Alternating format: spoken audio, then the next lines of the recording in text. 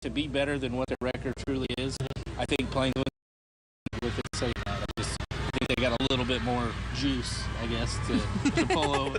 I don't have any crazy words like Carly, but I think they pull off a tight one. I think it's going to be a tight one. Pretzels on top, though. I really like the pretzels. I really do. I like pretzels too, but you should see her eat those pretzels in our office on occasion. Facts, but different type of pretzel. Different, exactly. But I think I think pretzels on top. I do. Do you? I think the Cardinals take this one. Good game, but I think the Cardinals win it. Or close? I think 7 points. That's close. I do. The other two games in the Sangamo, real quick. Williamsville has Pittsfield. I think we all agree the Bullets all have the chamber loaded and ready to fire on all cylinders. There you go, Carly. Yeah. And Moreau Forsyth is at home against Riverton. The Trojans, I think, are going to roll all over Riverton. Yeah. With that said, we talked about the field conditions here, and we expect, great field conditions. What about some of these other fields throughout Central Illinois with teams that either like to throw the ball or run the ball? No, that'll be. I'm thinking right off the top of my head, that Auburn game's going to get messy. Yeah. They've shown that with Destin Chance, he's had the arm problems. He had to miss a game for disciplinary reasons. The weather could definitely impact that game. Earlier in the year when it was bad, they played Williamsville. They had next to no running game, and they got kind of overworked in that one. That could affect them tonight against Florida. I think that, I would agree with that one. Athens they're at home, correct? Athens on the road. Oh, they are on the road. At North Mac, yes. That could be interesting as well. I think tonight's built for Athens. They don't worry about this at all. Yeah. Ground game, right? Here's my question for Athens, building off of last week. Do you think they find a field goal kicker? Because if you think fourth down from the 3 and they get stopped on the 1, if you could take points there, they've not kicked all year. If you could take points there, that might change how that game plays out.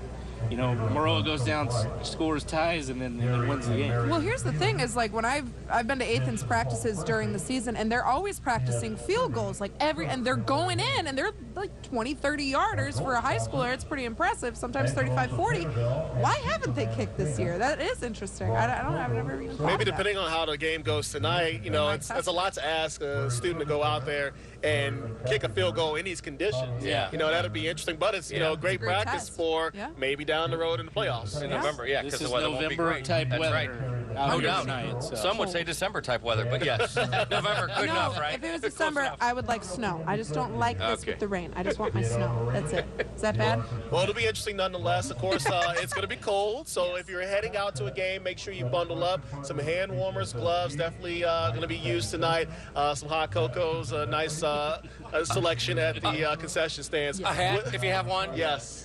Good job. Yeah, we can't get sick in the Tillman household. We got the little one now, so That's right. Got to make sure we're He's a dad nice now, and clothed. So we're going to take a quick time out here on the Mountain Dew High School Football Preview Show. When we come back, more from Taylorville as we get you set for tonight's CEFCU Friday Night Rivals Game of the Week. Taylorville hosting Mount Zion. We'll be right back.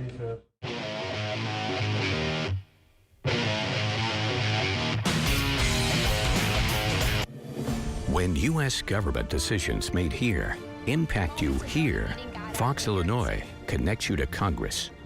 When you need facts, not falsehoods, Fox Illinois journalists take your questions directly to congressional representatives and senators. It's our honor, privilege, our responsibility to bridge the gap so your voice is heard. Fox Illinois, connect to Congress. Ladies, tell me your powers. I can read minds. I can freeze time. I can move stuff with my mind.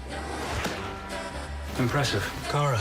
Well, I can fly. Of course. Also, I'm crazy strong. Naturally. My eyes shoot laser beams. Oh, come on. I can hear stuff from miles away. Okay, we get it. Pretty much bulletproof. Might be here for a while. Sundays are for the CW. I can reverse time by flying around the Earth, leap entire buildings in a single bound.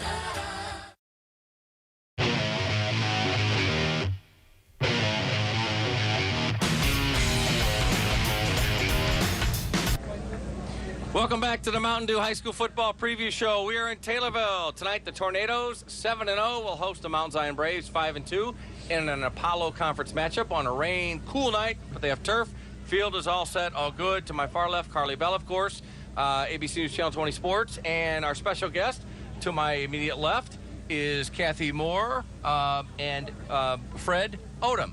thank you both for being here. Thank you for coming. Yes, happy to be here. This is great. Taylorville's a great community. They love their football, their sports, and they always welcome everybody here. We've been here before for Friday Night Rivals. Welcome everybody with open arms. So, but let's get right to it. So, I think you know a couple of these Odoms. Any relation? Yes. Let's start. Who do we start with? Let's start with Coach for a second. Coach Jeb Odom. Odom. Coach Odom is my baby. We call him in our family the son, S-O-N. His brother is the S-U-N, so they'll love it. Okay. So, yeah. The backstory on the boys, Brandon coached his son, Brandon Odom, who is my grandson, from kindergarten through 8th grade. And in 8th grade, he passed him on to his brother, who's now had him since he was a freshman to a senior. So in our family, it's been a family football. No doubt about it, and all the Odoms have had tremendous success, Fred. Yeah, we've had success in football and basketball. They played good basketball when they was coming up. So we're doing good. What's it like for you guys to get to watch, and enjoy this for so long, so many games for so many years? It's exciting. Since grade 1. Oh, yeah. Since the first grade, we've watched one of our boys come up. And let's talk about the quarterback now. He's having a pretty good year, pretty good season. He's got some pretty impressive numbers here at Taylorville. Okay, I'm Brandon's statistician. I'm always has his stats. Since Brandon was a sophomore, right now he has 6,700 passing yards. He's done phenomenal. He has a great. He's just a good kid. He loves what he does. He's a smart kid at his job, and he comes out and plays his best. What does it mean to you, though, to see your grandson being coached by both of your sons? That no matter what, it's always been an Odom coaching in their football career. That can go to you, Fred, and it's been great. It's really been great. I played football in high school, Kinky, Illinois, and to come here and watch my two sons coach my grandson, and now my other grandson, Baron, which is Brandon's little guy, Jeb's son. Grandkids, cousins, great. Football huge in your family, no matter what. At the moment August rolls around, there's football on the TV till February. We have 4 grandsons that played football this year. Oh my! So it went from 5th grade, 6th grade, 7th grade, and then senior high. Oh my goodness! So you were constantly. That's what your schedule worked around, and it worked for us. I mean, that's what we do. That's fall walk. That's what we do. Yeah, needless to say, we'll be going to football games for 5 or 6 more years. Yeah. Where did the love for football? I mean, other sports too, but the love for football come from? Any idea? Was it from you two? Was it something else? Just something they just picked up early? I think the boys said that at school. My rule when the boys were growing up is you did a sport after school because you knew where they were. They were tired and hungry when they came home, and you didn't have to worry. They loved the game of football. They both loved coaching, and they passed it on, and I'm just so blessed. I'm very, very blessed. Yeah, and Sandlot basketball, Sandlot football. We went everywhere to get them, took them everywhere, play football. They were always playing some kind of sport. Soccer was one of them too when they was little. But football and basketball has been the greatest. Well, they've done a great job, and the success story continues. The book isn't closed yet. No. This is just another chapter. Tonight's another one. Any closing thoughts? Do we want to get a score prediction? Yeah, prediction or anything? I think we know who you think's going to win. I think we know who they're rooting for, but I would love to get idea? some. I'll say 36-12. Okay. 41-21. Okay. High score. Good enough. Hey, Fred, Kathy, thank you for being here. It's great. Congratulations on all the success, and congratulations to everybody, all in the family. So. Go Tornadoes. All right. We're going to take a short break. Back with more on the Mountain Dew High School Football Preview Show in just a minute. Stay with us. All right.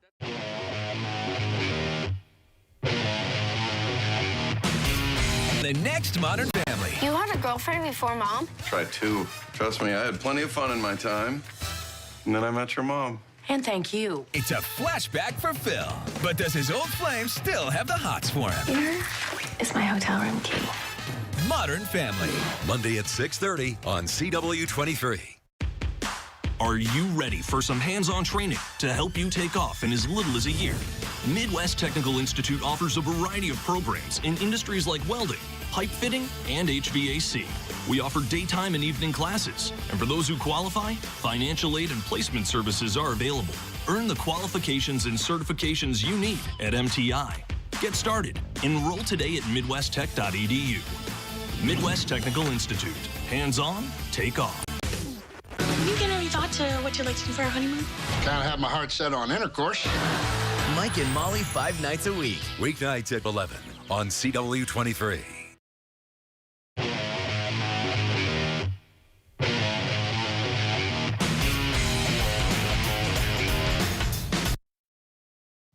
Welcome back to the Mountain Dew High School Football Preview Show. I'm Paul Wappel, Carly Bell, Adam Anderson. Hey. Adam and I will be calling the game in just a few minutes.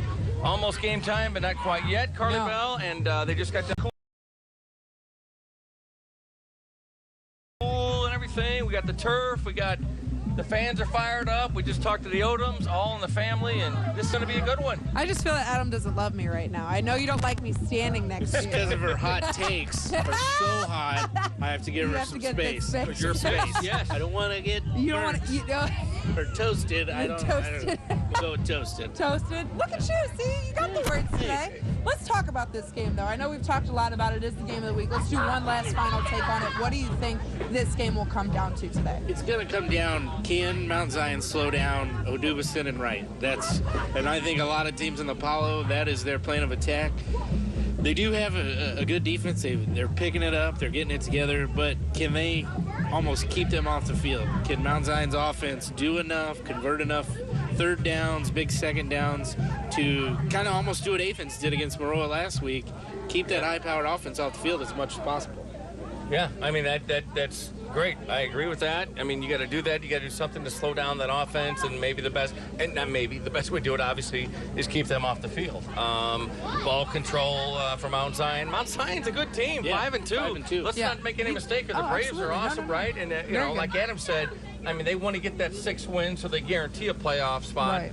Even, if they lose tonight, then it's going to be tough going. You're not sweating guaranteed it out. a spot. No, I don't know. I think they might be shivering it out. Yeah, because they could, again, you never, I've been on the team where we were 5-4, sat in front of the computer, it comes up, and there's 256 teams, and we're 258.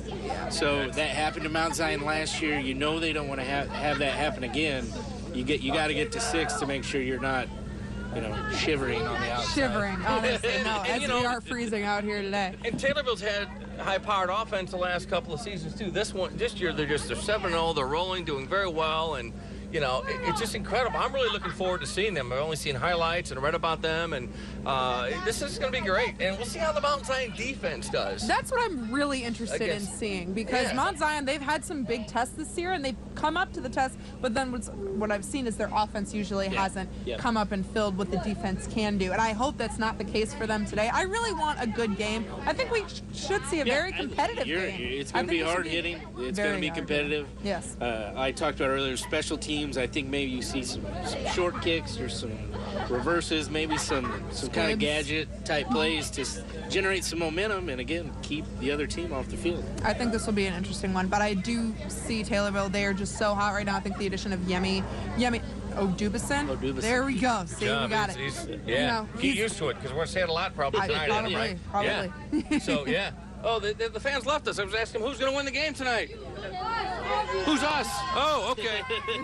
Time for us to get to the booth. Back with more with Carly in just a minute on the Mountain Dew High School Football Preview Show from Taylorville. Stay with us.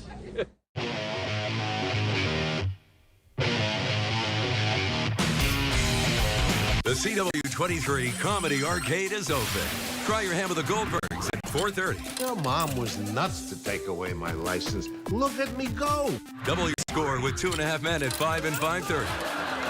Level up with 2 Broke Girls at 6. Look, Han's gamer friend Nerd is carrying you away. Then go for the win with Modern Family at 6:30. Hey, Dad, think fast. The CW23 Comedy Arcade, where you score every night. 2018. An unprecedented midterm election requires unprecedented local political coverage that goes beyond the podium. The critical issue is it's terrible. Fox Illinois takes your questions directly to the candidates for long-form interviews, so you understand their positions on the issues that impact you. From Washington, D.C. to Central Illinois, choose Beyond the Podium election coverage with Fox Illinois.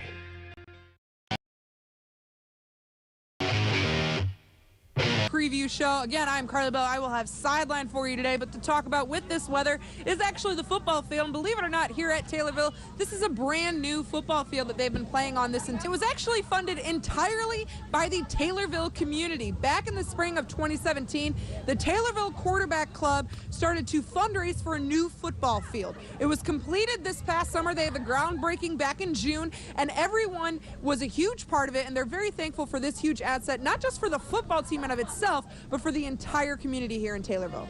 We were first going to build a field house, and we really didn't have the proper things for that, so we decided on an AstroTurf field, and we came together and started raising money. We had the big 3 donors, and then the rest to fill in the gaps to our bank loans, where businesses giving anywhere from $1,000, $5,000, $10,000. It's being used all the time, and before it was only being used about 25 days a year. So that's been the biggest thing, I think, of it. Now, at Mount Zion, there's a brand new program that they have that's working to help ease the transition from junior high to high school. It's a very difficult time for many teenagers, and it's called Tribe. It's an orientation before school begins that includes upperclassmen. They act as basically mentors for incoming freshmen to help establish social connections before even the school year begins. Mentors shared inside scoops about the hallways and the things that every freshman should know. It just means like making the freshmen comfortable in high school, something a lot of us as seniors and juniors didn't have. I'm not from around this district, so from going from an old school to this school, it's a bit hard to earn friends, but then the Tribe came through. And these mentors will continue to connect with these new freshmen throughout the year, checking up on them occasionally to see how things are going academically and socially. It's a very cool thing that Mount Zion does have at that school, along with Taylorville, with this brand new football field that we are actually about to go to momentarily. The game is about to kick off here. Stick with us right here on CW23 for our Mountain Dew High School SEFCU Friday Night Rivals game of the week between Mount Zion and Taylorville. Again, if you do come out to these games, make sure you got gloves and hats, you layer up, because it's a cold one out here. I will be on sideline. You'll get every inside information you can from me while watching this game. And then, of course, on News Channel 20, we will have Friday Night Rivals recap with Donnie Tillman, and hopefully I can make it there. That's all we have here from the Mountain Dew High School Football Preview Show. Stick with us for kickoff.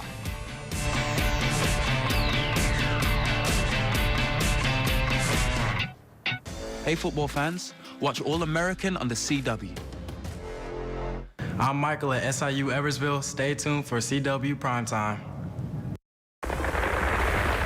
It's the largest bumper crop of pickups you've ever seen. Over 650 trucks and SUVs in stock at the Bob Ridings Family Truck Farms. Get a 2017 Ram 1500 SLT Quad Cab now just $28,975. The buying power of Bob Ridings Truck Farm means you save thousands. You couldn't even grow them this cheap.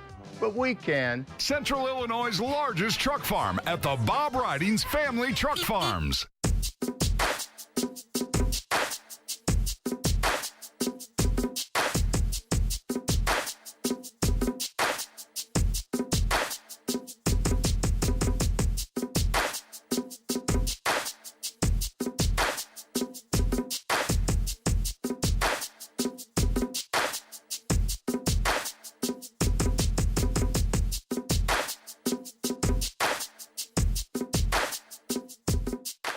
I'm Betsy Londrigan, and I approve this message. I had a heart attack when I was 50. To avoid another one, I have to take 3 medications a day, and the bills really add up. The drug companies charge over $200 a month for just one pill. So I was surprised that Rodney Davis voted to keep prescription prices high and give drug companies a $40 billion tax break. But then I learned why. Drug companies gave Davis over $125,000. Guess we know who Davis works for. Not us.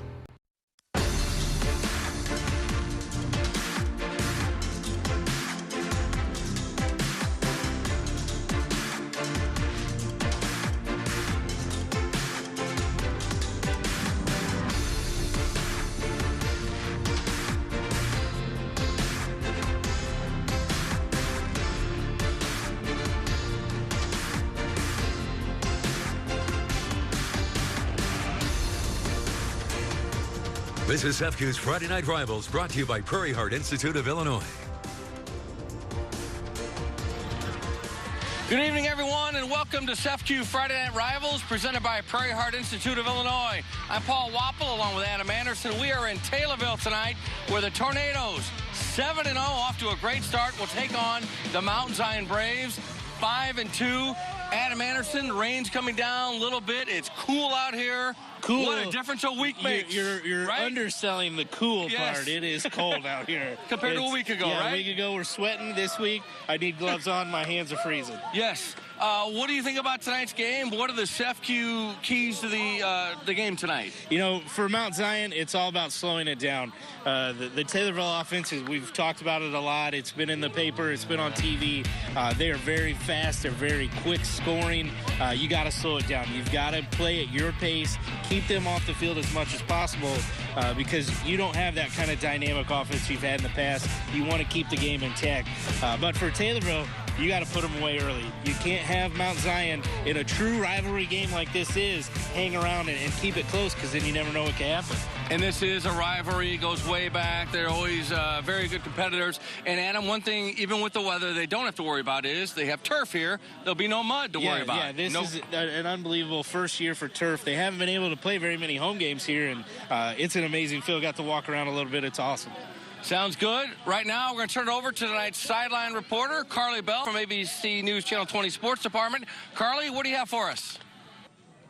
Thanks, guys. As we can tell, it is a cold and rainy one out here today. A lot of that, people are believing that it's going to be footwork that will be messed up. I don't think it's going to be footwork. It's actually going to be the turnover problem here. When a ball gets cold and it gets wet, it becomes very hard to hang on to and becomes very slippery. So the turnovers could be the actual key factor in this game. But both of these teams haven't caused a lot of turnovers or had a lot of turnovers this season. This could be the game that could happen, especially between such a big rivalry between Mount Zion and Taylorville. Taylorville is looking at a share of the Apollo Conference title tonight. They are undefeated in season and in conference, 5-0 in conference, 7-0 overall this season. This should be a very good matchup. Mount Zion is already a very powerful offense on the ground game. With Taylorville, it's all through the air, and we should see kind of the same type of offense, but it could be short yardage, short passes, and short rushes all throughout the game because of the wet weather. But that's all I have here. I'm going to send it back up to you, Paul. Thanks, Carly. We'll be back with the SEFCU Friday Night Rivals kickoff here from Taylorville as the Tornadoes take on the Mount Zion Braves. Stay with us. When severe weather threatens, trust Fox Illinois Storm Team. We have the area's most experienced weather team. Doug Quick, Joe Crane, and Thomas Patrick are right here, keeping you safe. Stay with Fox Illinois and foxillinois.com for the very latest of severe weather. East Central Illinois' only primetime newscast. Watch Fox Champaign News at 9. See the people at Sutton's. What a difference. They do it all. Roofing, siding, windows, doors, bathrooms, kitchens, sunrooms, and additions, emergency services, master craftsmanship coupled with 72 years of experience and still family owned and operated. Google Sutton's in Springfield today. Sutton's, what a difference. See the people at Sutton's. What a difference. Add style to any room in your home with a rug from The Rug Rack. Whether shopping in-store or online at rugrackstore.com, we have the right rug for you. Select from over 1,000 different area rugs on display. From rugs this big for less than $200 to luxurious Persian wool. Before you buy online, come into the store and see the rugs in person. And with our price match guarantee, you can't beat Central Illinois' largest selection of area rugs at The Rug Rack in Springfield and Peoria. Came through drippin', drip, drip. Came through drippin', drip, drip. Came through drippin', drip, drip. Diamonds on my wrist, they drippin'. Ice. Came through drippin', drip, drip. Came through drippin'. Mountain Dew Ice, a clear, refreshing lemon lime dew. For an experience that's far above ordinary, kick off your career with the Air National Guard. Visit goang.com/IL. The Illinois Air National Guard, with over 140 career opportunities to choose from. Hey guys! Oh God! Guess what? Get it out of my house. Fine. Come on, Julian. Weeknights at 6:30 and 10 on CW23. And welcome back to SEFCU Friday Night Rivals, presented by Prairie Heart Institute of Illinois. I'm Paul Wappel, along with Adam Anderson. Carly Bell is our sideline reporter tonight. Taylorville, the Tornadoes will host the Mount Zion Braves in an Apollo Conference matchup. Taylorville with the high-powered offense. Mount Zion wants to make sure they get into playoffs at them, pick up victory number 6. Won't be easy on the turf here tonight. No, not going to be easy. And, Taylorville's also looking to win the outright Apollo Football Conference title. Both Effingham and Mattoon are playing each other down the road a little bit, and they both got one loss. So there's probably a lot of Mount Zion fans at that game tonight as well. But they're trying to win this conference outright. And good crowd on hand. A lot of purple and yellow, and the Tornadoes, and the field is excellent. A little bit of drizzle outside. It is very, very cool. We talked about that. Football weather feels a little bit about maybe like November, right? But what are you going to do? And this is what it's all about. Yeah. It looks like the rain has died down too, so I don't think that's going to really affect us here tonight. And get a good look at the field here. Yeah, just amazing. The turf out here just looks amazing. They can't talk enough about, how kind of special it is and everything. And the Mount Zion Braves are just about set to kick off. Jace Dameron is going to do the honors, and we are underway. That is an Illinois Air National Guard kickoff for an experience that's far above ordinary. Kick off your career with the Illinois National Guard, paying 100% of any Illinois State funded school's tuition. And look at this, going back other way. Good return to the 45 to midfield, and that's what the Tornadoes fans like. And who, none other than number 1, Jimmy Odubison. And we're going to be calling his name, I have a feeling, a lot tonight, right, Ed? Yep, he had some special teams play a week ago that kind of opened up that game against Mattoon. He's going to be one to watch on the field as a receiver. Transfer in from Bolingbrook this year, so he's new to the Taylorville community, but they've welcomed him with open arms, and he's had a great year so far. He has, and so has their other receiver, Justin Wright. And let's see what they're doing here. Yeah, Justin Wright's been, we've talked about him for 3 years now, being an outstanding receiver for the Tornadoes, and now adding Odubison to the other side, it doesn't let teams just focus on one guy. And let's not forget the quarterback, Brandon Odom. He's pretty good himself, and already we've got a flag at him. Yeah, looks like the false starter, the lineman just got didn't have a good footing and just stepped back, and that's 5 yards. So Brandon Odom. Prior to the snap, false start, offense, number 63, 5-yard penalty, first down. So Brandon Odom with having an outstanding year, passing 2,308 yards, completed 70% of his passes, 24 touchdowns. All right, their offense is good, and we'll see what they're all about tonight. He hasn't been talked about enough as one of the best quarterbacks in the area. And he comes out throwing wide open, complete to the 40. And just like that, Odom strikes quickly. And a reception that time for the Tornadoes. And that's going to be good for less than a yard after the penalty. So they come close to the first down. I don't want to jump the gun. But the reception that time, Jack Kettlecamp for the Tornadoes. And there you take a look at the East Bay starting lineups for the Tornadoes, their offense. 2nd and 1. Odom fires right low, incomplete, a little bit low, and intended receiver, Kettlecamp one more time. So couldn't quite connect that time, Adam. Yep, already up onto a big 3rd down. I think this is also a key game for Taylorville. If they plan on playing deep into November, you're going to play in weather like this. So they like to throw the football and move it around the field. This is a big test on, can you do it in these type of weather conditions? Absolutely right about that. So 3rd and 1 now. After the incompletion, Odom in the gun. Handoff this time, got some room, first down, and still going to the 30, to the 25, brought down finally at the 24-yard line. So that is certainly good for a first down. That's a Casey's General Store first down. And Casey's General Store, one of our first down sponsors all season long. A great job by Taylorville right there. Only needed about 2 yards, and Austin Heckert picked up about 10. So I think he's going to have an opportunity to have a big game if they're bumping some guys out to really focus on Dubison and Wright. So it's going to leave the middle of the field open. Austin Herkert there, with the first down. Now on first down, there's a give right side to the 20, 15, and out of bounds. I think he got inside about the 11-yard line. Good pickup there. The carry this time was Riley Bouchon, the senior. So the injured player on the field, and Tornadoes trying to strike, move the ball quickly at him. We expected that. And so as we take a look at the Mount Zion Braves starting defense, lineup for tonight, brought to you by East Bay Team Sales. Thanks to East Bay. Yeah, Mount Zion's, you're focused on Wright and Dubison. You don't want them to beat you, but at the same time, they're given a lot of room, in the middle for Taylorville to potentially run the ball and have them almost outnumbered. It looks like what they're doing here. So as long as your offensive linemen are reading their techniques and doing what they've been coached to do, the running game for the Tornadoes could be huge here tonight. And we're going to actually take a short break.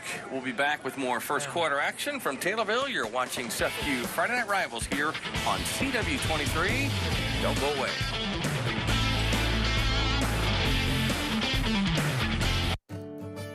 You want the best tasting, freshest baked pizza, right?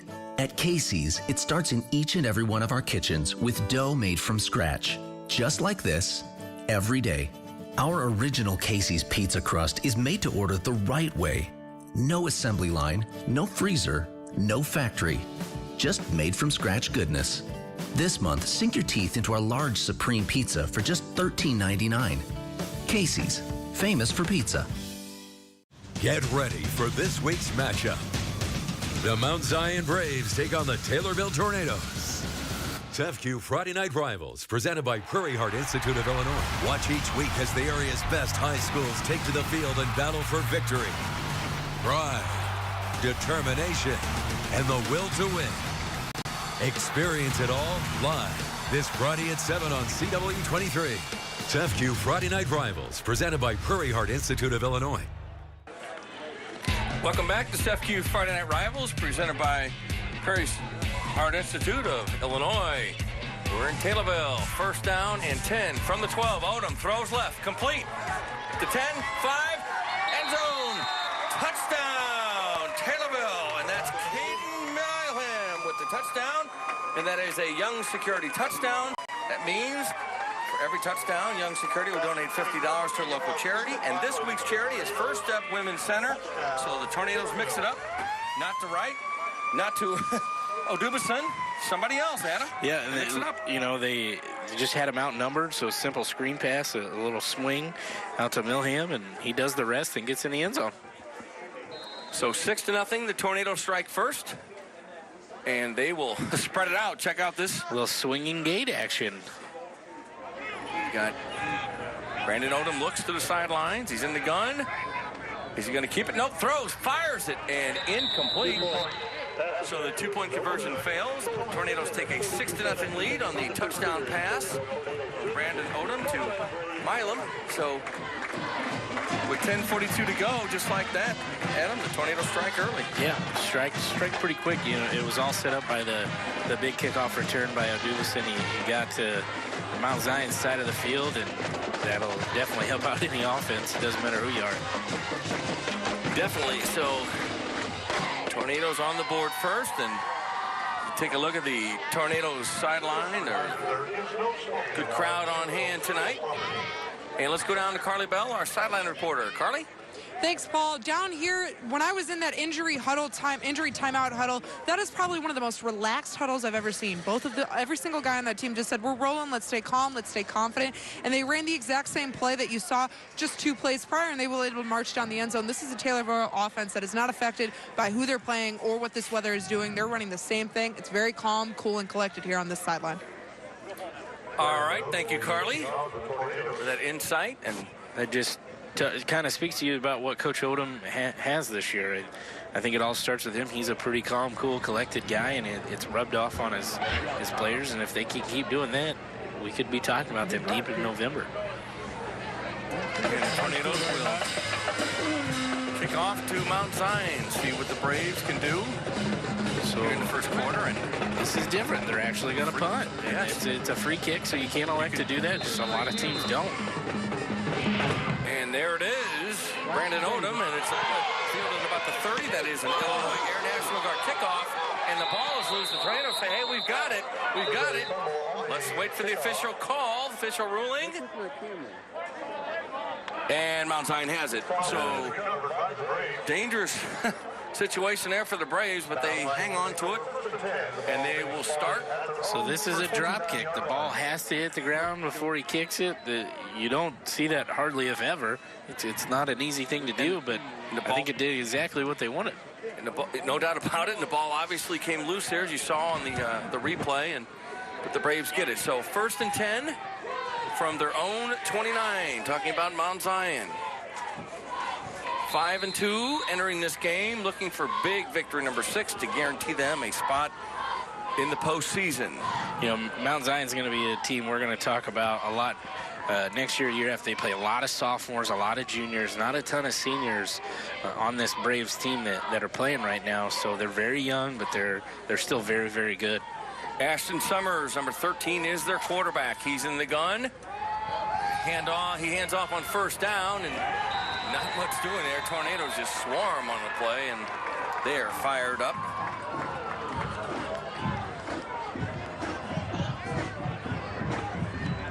Sage Davis, big running back from Mount Zion. He's going to be one to watch all night. That is who their offense runs through. He's got over 1,000 yards already this year.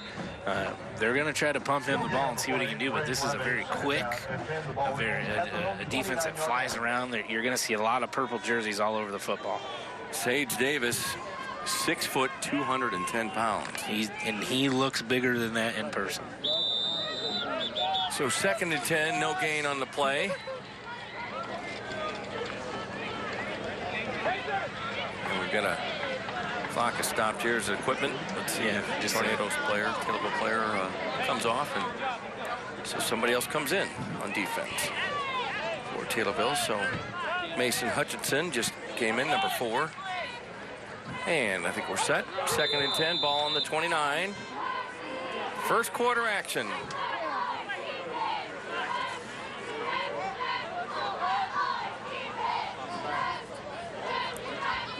Zion, they take their time.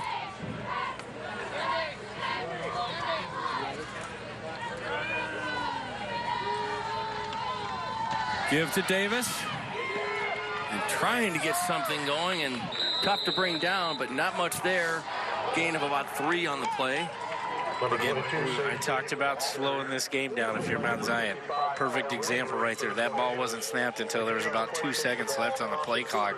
I think that's what you're going to see out of the Braves tonight, because I think that's what they have to do to keep this high-powered Tornado offense off the field.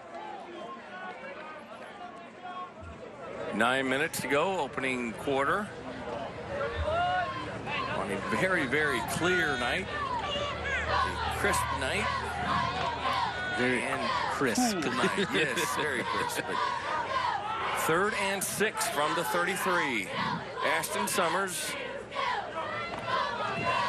gonna give, and it's Sage Davis again, and push back. He's gonna be about a half-yard short.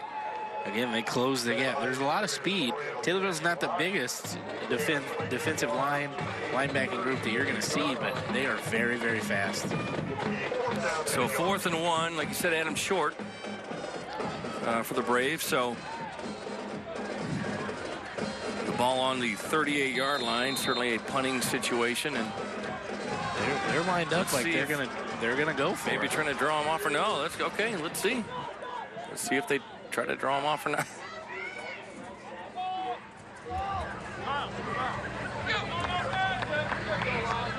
Three receivers right. Coach Etherton of Mount Zion standing right by the referee. I was wondering what he was going to do, but he just calls a timeout, and I would expect the Braves to punt it right here. All right, we're going to take a short timeout while we're at it. You're watching CEFCU Friday Night Rivals here on CW23. Back with more from Taylorville in just a couple of minutes.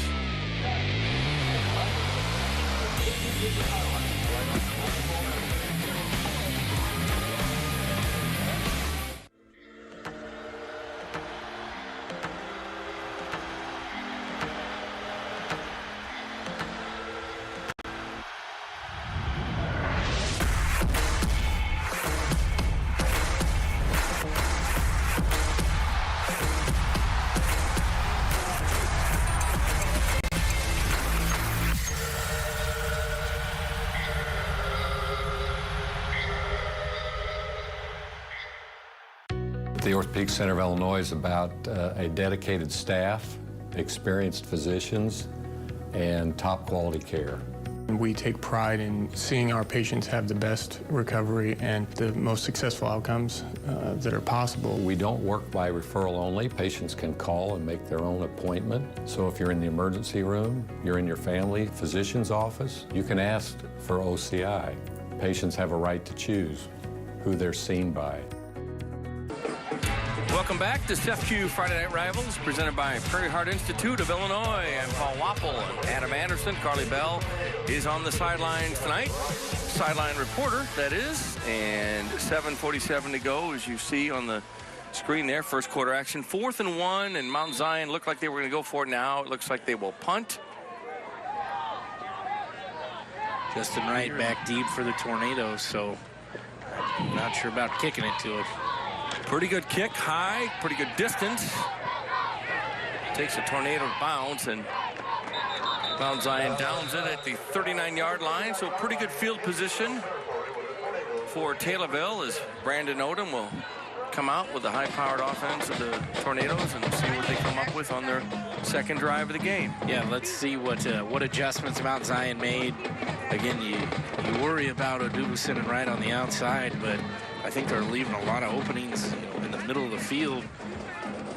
I mean, it's easier said than done for me up here in the booth, but I would expect them to try to get some pressure on Odom, maybe some blitzing situations, some kind of stunts and stuff like that.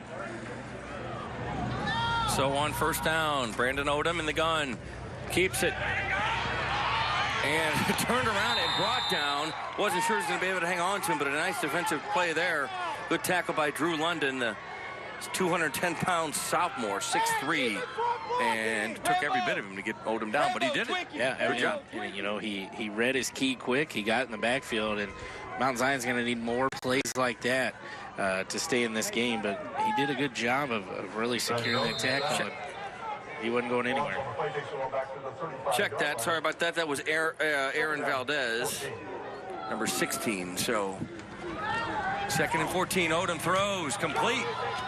45 out of bounds at about the 48-yard line. So right with the reception there on second down. It's going to be about a yard short, depends on where they mark him out of bounds. But another great throw by Odom. I said it a little bit ago. He doesn't get enough credit for being one of the top quarterbacks here in the area. The Apollo Conference plays a lot of teams east and south of kind of our viewing areas. You don't hear about them enough. 3rd and a couple. Handoff, flag on the play. First down yardage and then some, down to the 44-yard line for Riley Bouchon, but let's see what the flag's all about. It's gonna bring it back. It's gonna make this 3rd and long. It's gonna be a motion penalty against the Tornadoes.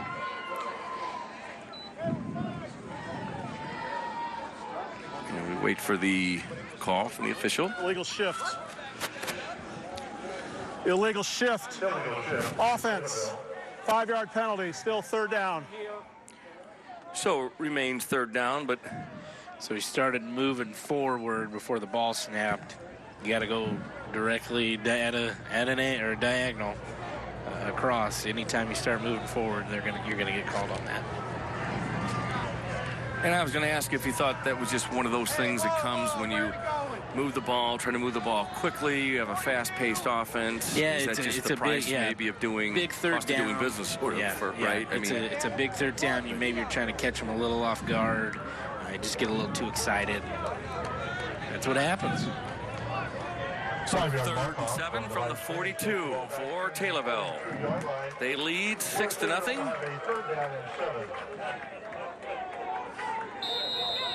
Well, a touchdown pass a few minutes ago from Brandon Odom. A lot of confusion on the Braves defense right here. Odom rolls right, looking, fires it, and incomplete. So to bring up 4th and 7 for the Tornadoes. And Coach Jeb Odom is very upset at Brandon. He had number 81, Ethan Milham, open shorter in the flat earlier, and I think that's what Coach Odom is on his quarterback about, to throw that ball earlier, because I think Milham would have had enough to catch it and been close to getting a 1st down. So Odom in punt formation for Taylorville. Mount Zion anticipating a punt and hopeful for a return. Odom gets the kickoff. Pretty good punt. High, good distance, fair catch. Called for at the 28-yard line. And it is made by number 18, Drew London. So the Braves will take over 1st and 10 from their own 32-yard line. Mount Zion's got to feel pretty happy about that. The penalty definitely helped out, but anytime you keep them out of the end zone, that's a victory. And I'd like to remind everybody that Friday Night Rivals is available streaming live online. Log on to CW23TV.com and click on the Friday Night Rivals link. You can also find complete game videos and photos from this season's games. That's CW23TV.com. All kinds of good action and highlights and on CW23TV.com. So week 8 feels crazy to already be here. Time flies, right, when you're having fun, and that's what we've been doing. So 1st and 10 for Ashton Summers. Hands off, left side. Carey got some room. 1st down and 44-yard line. Brought down, so a good burst of energy there and a good pickup of a 1st down. Sage Davis, who's been busy early on, and they'll move the chains. That is a Casey's General Store 1st down. Yeah, you're going to hear that name and see Sage Davis carry the ball a lot. He's a big, tough running back, but he's got some speed to pull away from defenders. He's going to break a lot of tackles just because of his sheer size. Taylorville's going to have to figure out ways to slow him down. Showed some of that speed right there and had a pretty good hole, too, which doesn't hurt, but combination of a good hole and some speed, and that works. Good enough for a 1st down, so a ball on the 44-yard line. Davis again. Can't quite get to midfield, but goes the right way. And the ground game is just going to, that's what Mount Zion's probably going to do. There's definitely some size advantage on the Mount Zion offensive line. If you take a look across the board, they're going to be bigger than Taylorville. Taylorville's got speed, though. And so, it's not just always about size. Their speed can disrupt them pulling or trying to move around as well. But they're going to have to come up with something. They've been very kind of on their heels these past few runs. And we take a look at the Mount Zion starting lineup. Offense. I think we're trying to get that to you. And, Garrett Marshall, 245, and a couple of flags on the play. But, yeah, you were talking about the offensive line. I mean, Peyton Moreau, Mount Zion, 6'1", 330 pounds. He's a junior. The snap, false start, offense, 5-yard penalty, 2nd down. See the penalty there, the call. And Garrett Marshall, number 58, 5'8", 245 pounds. 6'3", 249 pounds. That's Michael Milligan. And you've got a sophomore, 6'2", 212 pounds, Jacob Beavers. So you've got some size there. Definite size, and a lot of skill too. They're not just kind of big guys. They can move. With Mount Zion's offense, they like to pull and get guys in space, and they've done a good job here so far tonight. And that was the East Bay starting lineup. So for Mount Zion's offense, and on 2nd and 11, the carry by who else? Sage Davis, and crosses midfield. A little pushing and shoving near the end of the play there, but a good pickup there. And you take a look at the East Bay team sales, the defensive starting lineup for the Tornadoes. Jack Kettlecamp, we called his name a few times already, and he's not playing twice. He's not that good. I mean, he's good, but he's on there twice. That's all right, but he does a lot. Yes. So 4:14 to go. 6-0 Taylorville. In case you just joined us, a beautiful night for high school football. A little bit cool. You see a lot of jackets. The blankets are out in full force, and so are the fans. So 3rd and 2, and Davis might have gotten another carry, but he didn't. And so Ashton Summers, a quarterback, will head to the sidelines to try to talk to his coach just quickly as they stop play. Here's the call. Prior to the snap, Delay game, offense, 5-yard penalty, 3rd down. So they're trying to slow this game down and run it at their pace. You got to keep an eye on that play clock. So, that is definitely on Summers. He's the quarterback. He's the engineer on this train. He's got to keep an eye on the play clock in the back of the end zone and know how much time's left. Because you went from 3rd and 2 to now you're back to 3rd and 7. That makes it a lot tougher. The ball is on the 47. Ashton Summers is back to throw. Dumps it complete to Davis. Cross midfield, 45. Across the 40 to about the 39-yard line. And, hey, that's a Casey's General Store 1st down. And Adam, they mixed it up a little bit there. Just a short pass, and it worked. A little screen pass. He got some offensive linemen out in front of him, and good job by Summers to deliver that ball. It's not an easy throw to make, but great job by the Braves offensive line to get out in front and clear away for him. Give Davis a little bit of credit, too, there. Juggled the ball a little bit, kept great concentration, held on to it, and kept moving, and picks up the 1st down. So 1st and 10 from the 39 for Mount Zion. And motion and give to Davis to close to the 35. He's going to earn every yard here tonight. Taylorville's not going to make it easy for him. But it looks like he's getting better and better with each carry, and he's kind of wearing them down almost. And again, they've got turf here at Taylorville, and I'm seeing it for the first time, and it looks great. Yeah, just a beautiful field. What a great facility, yes. So 2nd and 7 for the Braves.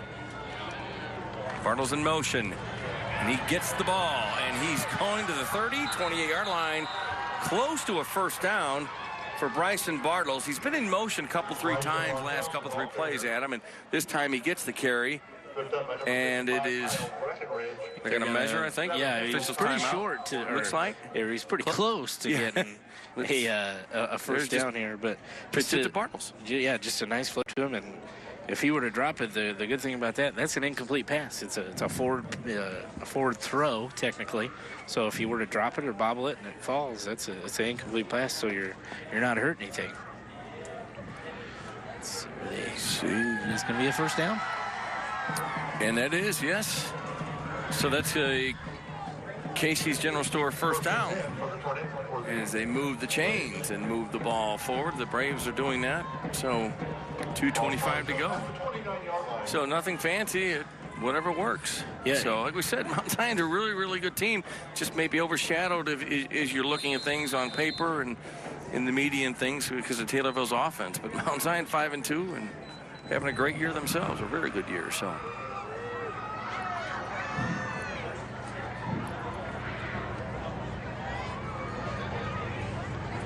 again, Summers is staring straight at that play clock. He's running the clock down as much as he can. Oh, ball is loose. Tried to hand it off to Davis, or looked like he might have missed communication, but recovers it, does Ashton Summers. So that would have been costly, but they get the ball back and lose some yardage on the play. Yeah, it looks like he never really had the snap. He bobbled the snap and tried to just kind of flip it into Davis's belly, and you got to secure the snap first. So 6-0, Taylorville leads, first quarter.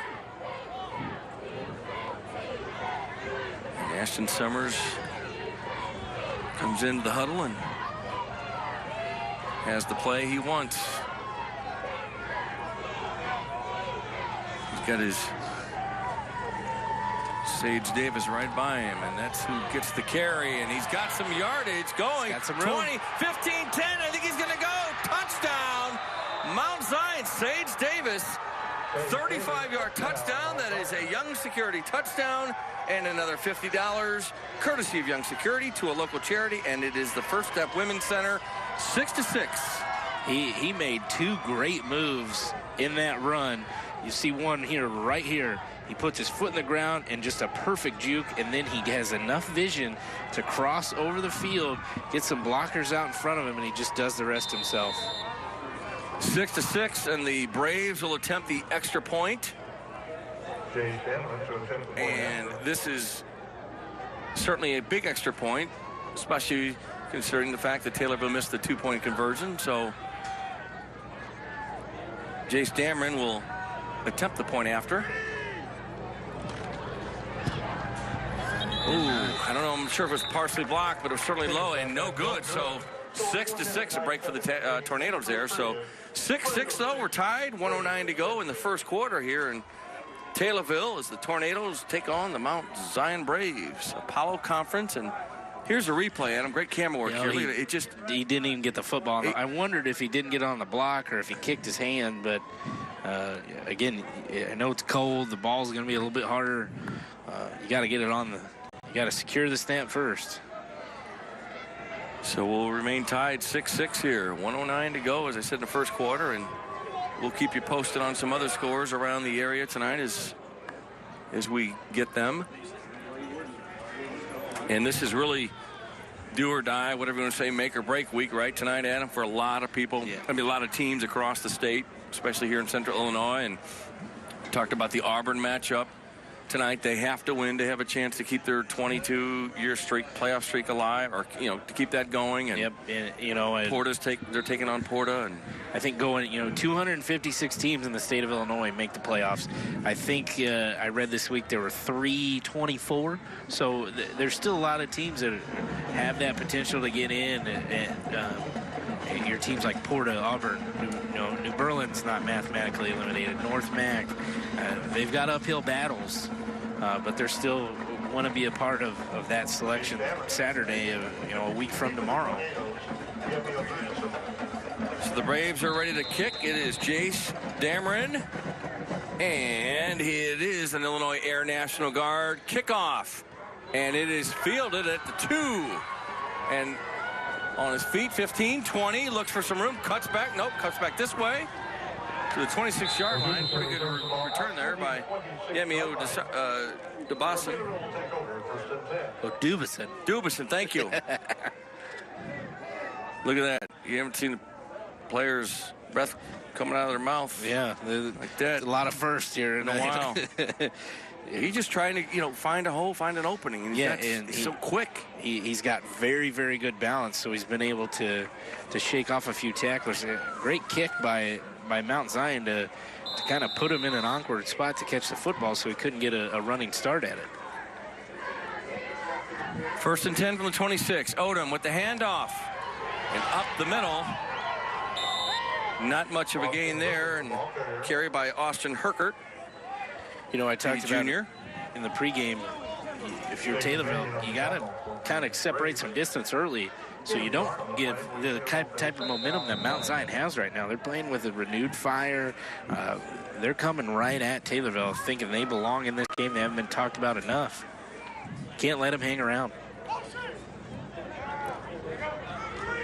2nd down, Odom looks right, throws right, complete to the 30, 35. And bring up 3rd and short after the reception there. So Jack Kettlecamp with the reception. Long throw, but it worked. And 3rd and 1 from the 35. I don't think now they're Odom get this one off. Will go under. Yeah, it'll end to do it. Couldn't get it off, so that'll do it after 1 quarter of play here in Taylorville. 6-6 Taylorville Mount Zion. We're going to take a timeout. We'll be back with the 2nd quarter from Taylorville. You're watching THS Friday Night Rivals on CW23.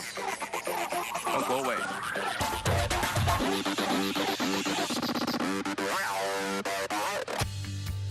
It's your Sunrise Morning Team with Rachel and Justin. Plus, plan your out-the-door weather and wake up with Joe on News Channel 20 Sunrise. Weekdays 5 to 7 a.m.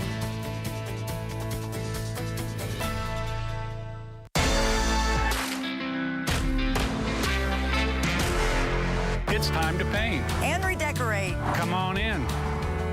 And let's talk about what you have in mind.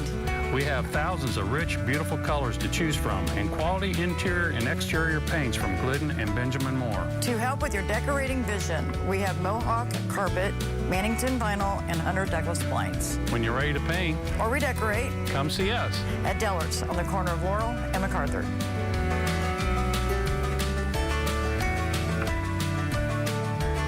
I'm Josh at Backyard Leisure, and I'd like to invite you to help us celebrate our Springfield grand opening.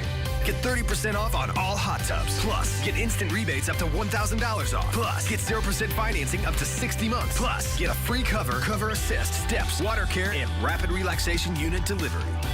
Don't miss out on these grand opening savings. I'm Josh at Backyard Leisure. Hot tub, you need it.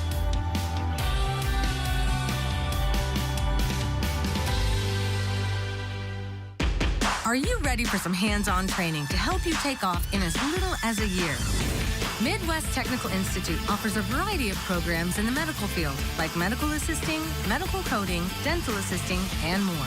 We offer daytime and evening classes. And for those who qualify, financial aid and placement services are available. Earn the qualifications and certifications that you need. Enroll today at midwesttech.edu. Midwest Technical Institute. Hands-on, take off. Fox Champaign News at 9, now on CW23. Hey, football fans, watch Black Lightning on the CW. Welcome back to CEFCU Friday Night Rivals, presented by Prairie Heart Institute of Illinois. I'm Paul Wapple, along with Adam Anderson, and Carly Bell is our sideline reporter. We're just about set for second quarter action here from Taylorville. Odom under center, going for the first down. He's got it, and then some. A good push there, and good blocking by the O-line there, and that's good enough for a first down, and that is a Shields first down. We want to thank Shields. They're one of our first down sponsors all season long here on Friday Night Rivals. Nothing much to that. I think Coach Odom challenged his offensive line there in between quarters to see what they could do and pick this up the easy way, and Odom just put his head down and got more than they needed. So from the 40, Odom in the gun.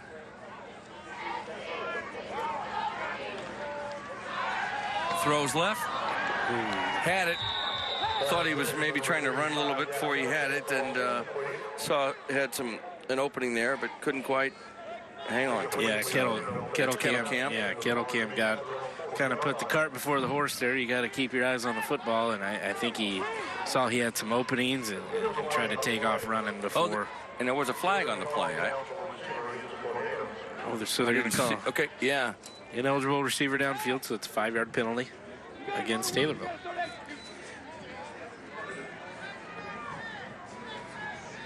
So that'll push the Tornadoes back.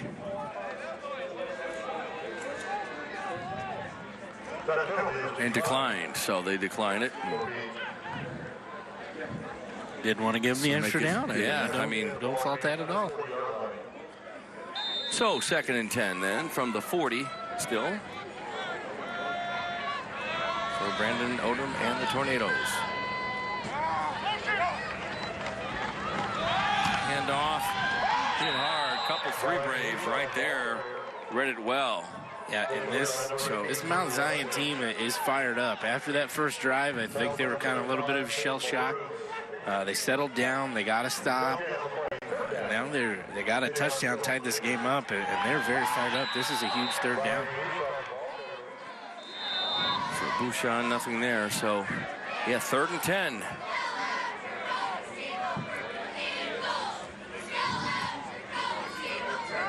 Odom looks, dumps it, complete. The 40. Spun around and brought down at the 43-yard line. So Austin Herkert, the receiver, or with the catch there for the Tornadoes, but not even close to first down. So now you're in a 4th down and punting situation again. Had a screen pass set up for Herkert out of the backfield, but there were a lot of white jerseys waiting. Jacob May made a great read and really shut down Herkert right after he caught the ball. So Odom in punt formation, and the Braves do send somebody back. Odom gets it away. Pretty good kick. Takes a Tornadoes bounce. right at about the 20-yard line. So that's where Mount Zion will start on offense. And we are tied 6-6 here in the second quarter. So, yeah, I think we talked about a little bit in the previous show tonight, Adam, that I think we said, somebody said, it might have been me or somebody else, that the longer the Braves are in this and keep it close, the better they're going to feel, and the more confident they're going to feel. Yeah, definitely. It's what happens in rivalry games, you know. And it's not like Mount Zion's a terrible team. They're 5-2 for a reason. They're a pretty good football team. They had a winning record last year, just happened to not have enough playoff points to play in Week 10, and they see themselves playing in Week 10 this year, and they've shown that they can do it here tonight. There's the handoff to Davis, and pretty good push there, pretty good run. To the 28-yard line, so pick up about 7. You know, they're really just kind of trying to wear them down. And Gets Davis, behind the big, getting one of his behind big Moreau, linemen. Why not, right? That's how you do it. Getting behind Peyton Moreau. And give Davis their credit. He waited a second and let things develop a little bit. So you can see why he had over 1,000 yards going into tonight's game. He's got a lot of vision. He's not going to make a ton of flashy moves, but he's going to do what he can to get open. 2nd and 4. There's the throw, right side, complete, hit hard, and about the 28 flag. See a flag over there on the, I think maybe not, just hit hard. Sorry, I thought I saw a flag. But I think the Mount Zion crowd is fine. They thought a late hit came in on the screen pass. So Bartles with the catch, and yeah, they think they wanted a late hit, I guess. So it was close. I mean, you never want a guy diving on late, so it was close. But 3rd and 1. 8:52 to go, second quarter.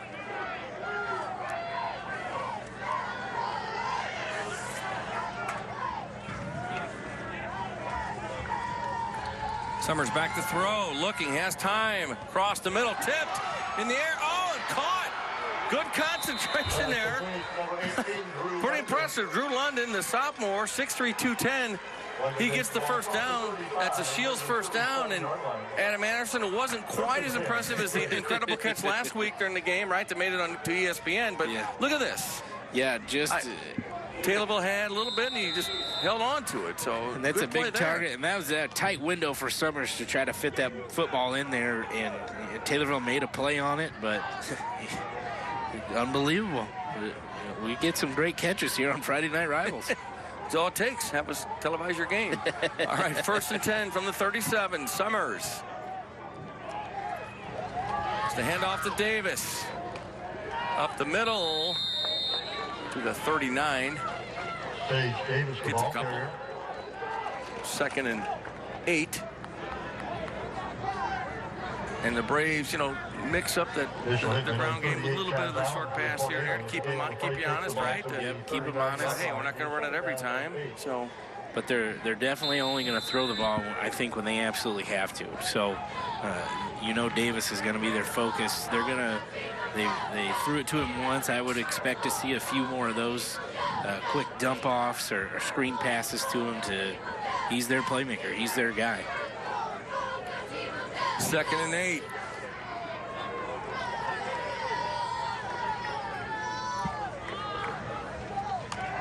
It's Davis.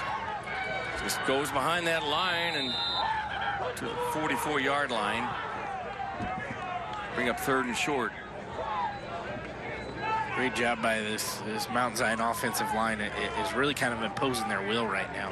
Only getting 3, 4, 5 yards at a time. That's all you need to do. You keep doing that consistently, you're never going to be in a bad situation. 6-6, as you see on the scoreboard on your screen. Second quarter from Taylorville. And we talked about it, Adam, earlier and leading up earlier this week about not too many home games this year for the Tornadoes. No, and they're going to end the year here with 3 straight, but haven't been able to play on this turf a whole lot. Davis, and wrapped up, still on his feet though, gets the first down. I think he's got it at him. Yeah, I think he's going to get it. Just a second and third effort there. Impressive. And they will move the chains. Look at this. That's a Shields first down for the Mount Zion Braves. Stop there. You got a little assist by Peyton Moreau right there. But they're doing what they have to do. And if Taylorville, you got to start thinking about if you can't get a stop here on this set of this series, you might not get the ball back till under 3, maybe 2 minutes left in this game if they keep draining this clock like this. And I think you mentioned during the pregame show, of course, you want to keep the ball away from Taylorville, obviously. It's one way they can't score unless they get an INT and run it back. So there's the handoff to Davis, who gets across midfield on first down. Again, your best offense is, or your best defense is kind of keeping their offense off the field. They can't score if they're not out there. And Illinois has Purdue tomorrow. Homecoming game? Big homecoming game over in Chambana. That really, people said a lot, but that's a big game for Illinois. Yeah, you've got to win it's a that winnable game, right? game, Yeah, too. it is. If you think about it, I mean, other than the Penn State game, they should have beat South Florida. Yeah, could very have easily won that one, no doubt about it. 2nd and 8 from midfield. Back to throw is Summers. He does throw, and incomplete. Sage Davis, the intended receiver. Great job by Kyle Breckenridge. Defensive lineman kind of saw late that was going to be a screen pass and broke that up. Or I think Davis had some guys out in front of him, just stuck his hand out there and batted it down there. That would have been close.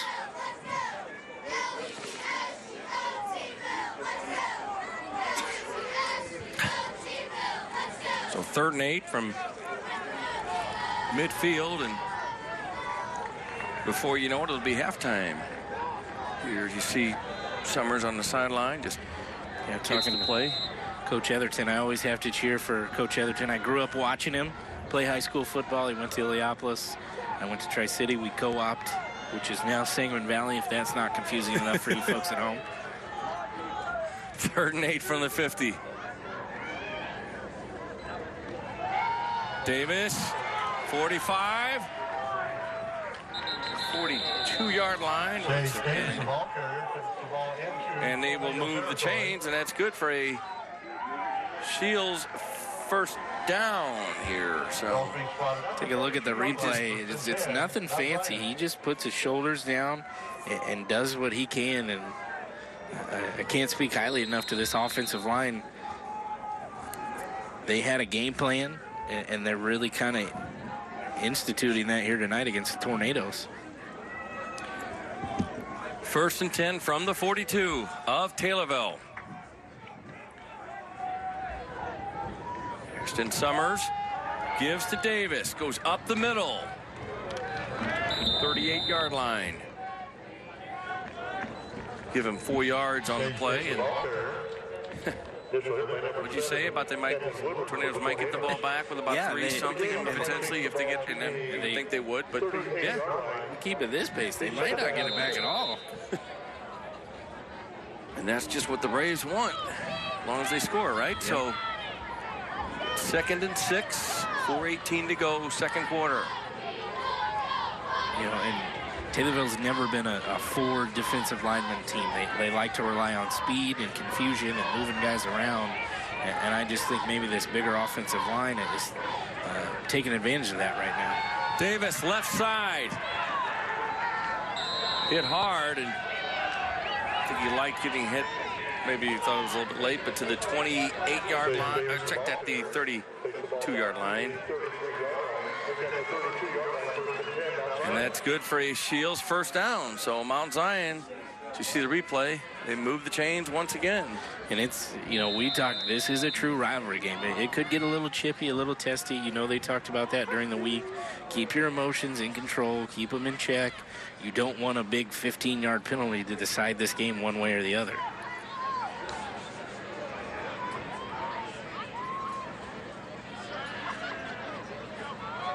Summers to Davis.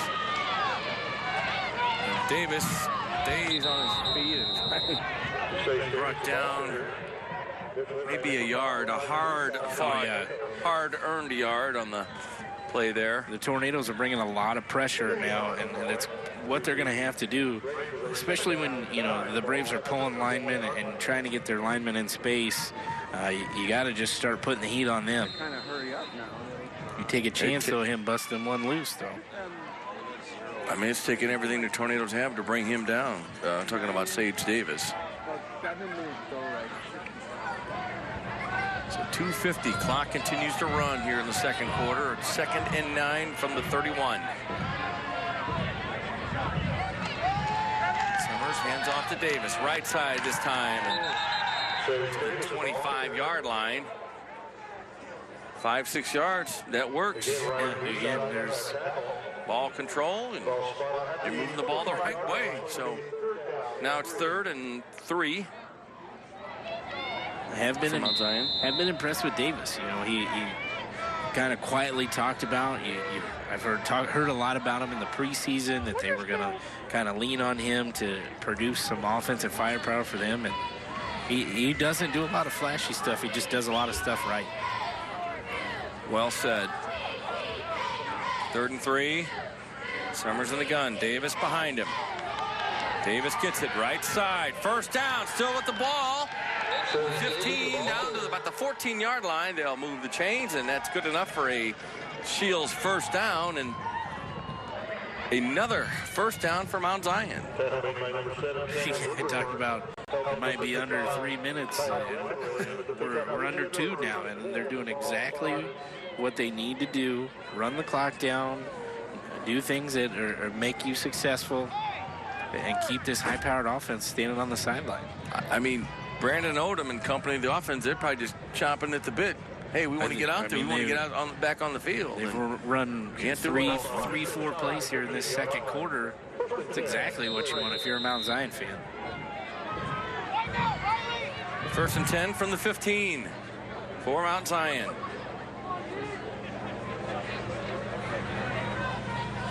Summers lets that clock run down. Play clock, why not? No need to be in a hurry. Fakes to Davis, throws. Oh, incomplete. He had a man open, just didn't. I don't know if he didn't see him or just got a little. I think he got a little too excited too. So incomplete. Tenor receiver was Peter Brandon. As you take a look at the replay, he just fired it, and I don't know if it was a timing play or. Yeah, but Brandon wasn't a simple play action close, pass. So. And I think he just got a little too excited to see the wide open receiver and just put a little too much mustard on that one. So 1:27 to go, second quarter, 6-6. Mount Zion with 2 timeouts still. Taylorville with all 3. Ball on the 15.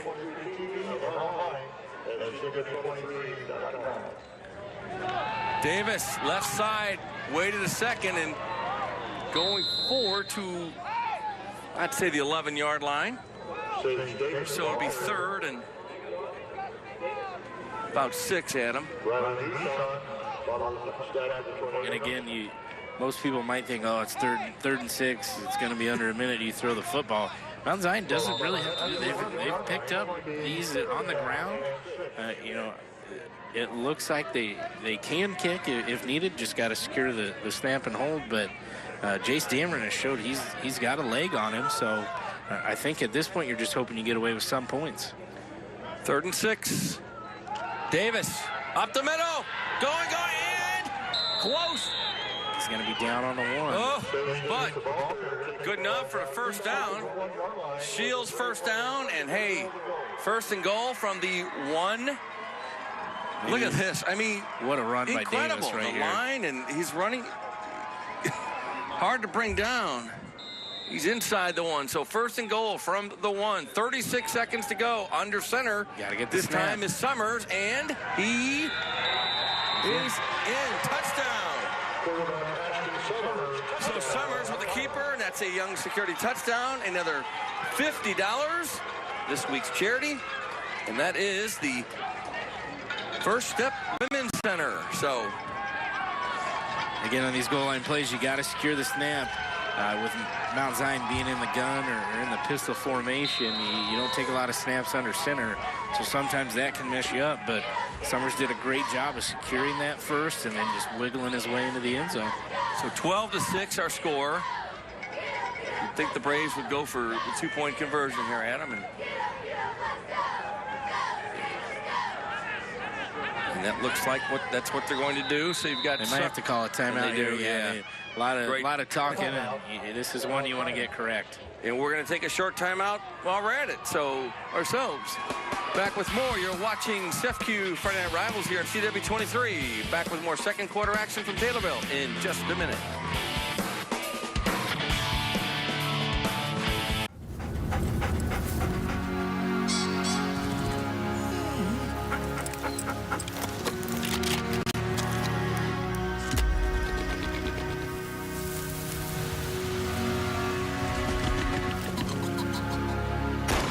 Out here, it's pretty common for a dog to hear the words, here, hunt him up, or fetch. But maybe what we really ought to be saying is thank you. I had spinal stenosis. I really couldn't stand for very long. I'd have to sit on a stool to do my dishes and stuff like that. So it really was something that affected our life. Definitely life-changing when I got the surgery. I was really hoping that I would find relief, but it was above and beyond anything that I really had expected. The only thing that I regret about it is that I didn't do it sooner. If there's a friend or family member that would be experiencing anything like I had, I would have them ask for OCI. Welcome back to CFQ Friday Night Rivals. Watching the Taylorville Tornadoes, presented by Prairie Heart Institute of Illinois. You're watching the Taylorville Tornadoes and the Mount Zion Braves. 12-6. Mount Zion is just taking the lead, and the Braves will go for the 2-point conversion to try to make it a 14-6 game. So that's what Ashton Summers will try to do. There's the reverse. He's going to throw it. And he's going to throw it across the middle. Oh, tip. Good defense by Taylorville there. The trick play didn't work. Bryson Bartles, number 25, there's a flag, made the pass, attempted the pass, and let's see what the flag's all about. Great call, great idea, and looks like it might be on Mount Zion. Ineligible receiver downfield, offense. Penalties refused. Point is no good. For you, okay, so go ahead. Folks at home, if you watch the Super Bowl, that was the Philly special that the Philadelphia Eagles ran to take the lead against the New England Patriots. And it sure worked well for them, didn't it? So, not for Mount Zion. So, but hey, the Braves take the lead. 29 seconds is all that's left in the first half, Adam. And Mount Zion's going to come out in the third quarter with the football, too. So that's a huge scoring drive by the Braves. It can't be talked about enough. So just Mount Zion ate a ton of clock, a ton of time on that last drive here. And look at that. Get the October, and you've got the heaters going on the sidelines. And Adam, Taylorville's 7-0, right? They're in the playoffs, right? They're guaranteed. You obviously want to improve your seed and win this game. And we talked about the weather. Hey, you want a home game or two potentially, right? Especially when you have turf. Especially and your offense helps you, right? And the offense that you have, turf. Because I'll tell you what, November, you never know what you're going to get. It could be this. I've been to playoff games where the weather was perfect. It could be very windy. It could be raining. It could be snowing. You never know. We live in Illinois, and I had the windows open and the fan on 2 days ago going to bed, and I was still sweating. And last night I couldn't have enough blankets. Yeah. Actually, we turned the furnace on last night. I couldn't believe it, but we did. We just had to for a little bit. So Mason Hutchinson will do the kicking honors. Good kick. That's an Illinois Air National Guard kickoff. Fielded at the 5. 15, 20, 25, left side. No, push back. Back to about the 18-yard line, so not a whole lot there on that one. And Taylorville's got a long way to go, not much time. And so we haven't called his name much, the receiver / kick returner tonight, because Taylorville hasn't had the ball very much. Yeah. Talking about Yemi Obusabin. So, and Justin Wright has been virtually non-existent here tonight either. They've kept him pretty quiet as well. We'll give credit to Mount Zion. their defense and especially their offense. Yep. So 22 seconds now. Let's see if Brandon Odom and the Tornadoes try to go deep or do something here. Odom does throw. Complete to 20, trying to juke and not get much. And the Braves, I think, want to call timeout. I think Taylorville, So, yeah, 14 seconds, and Taylorville did call the timeout there. If not, Coach Odom was meeting his team at the hash. He is fired up right now.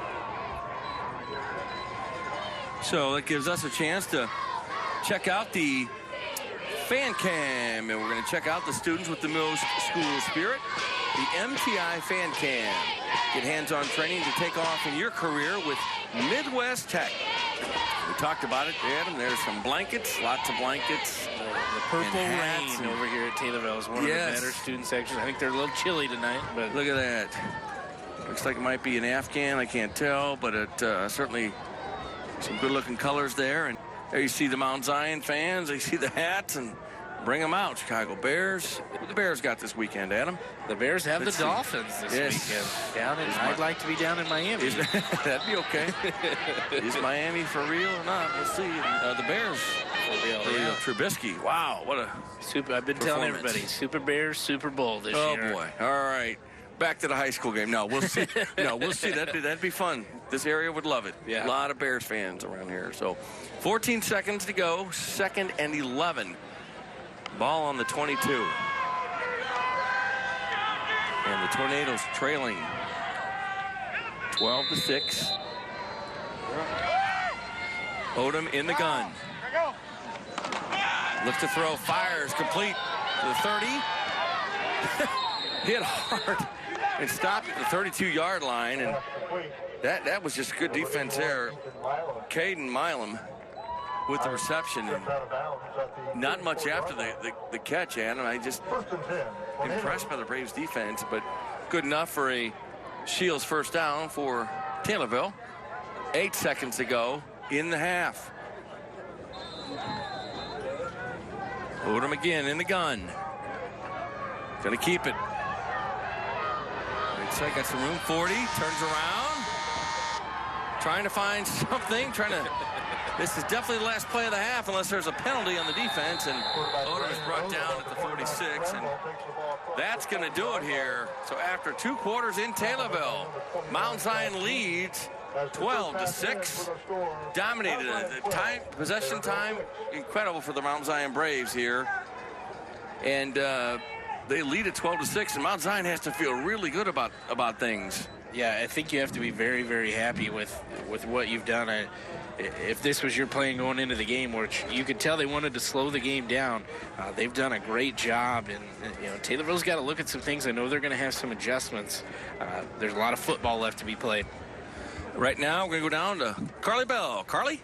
Thanks, guys. I'm here with Coach. You guys leading at halftime. You took a lot of time off that clock on that drive. Was that kind of the goal heading into right before halftime? Yeah, I don't know if you've seen them before, but their quarterback's really good and their receivers are really good. So, we can keep the ball on offense, and our running back's a pretty good player. That's what we like to do. So, they're good players. They're going to make some plays, and we got to keep playing. We got a lot of football left. I know you guys are always run heavy, but it seems like you were running at the exact same gap every single time. Is that what you were seeing the defensive line give you?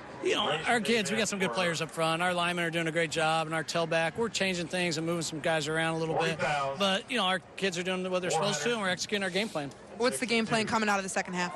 Bro, keep those guys off the field. All right, thanks a lot, Coach. Send it up to you guys in the booth. All right, thank you. And that's no doubt about it. Humor, yeah. No, great observation. I mean, yeah, like we said, keep the ball away from them and go from there. So, all right, hey, the Susan's Auto Mall halftime report is coming up next.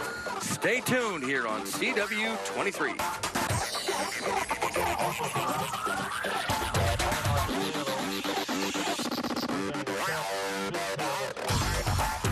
Monitor and control your security system from your smartphone or computer with Honeywell Total Connect from Young Security. You can turn your system on or off, watch surveillance video, adjust your thermostat, make sure you've closed the garage door. Receive a text message when your system is armed or disarmed, and that's perfect for the child coming home from school or verifying that an employee has opened or closed. Visit our website or call us for a demo of Honeywell Total Connect. If you're serious about your security, you want Young Security Systems.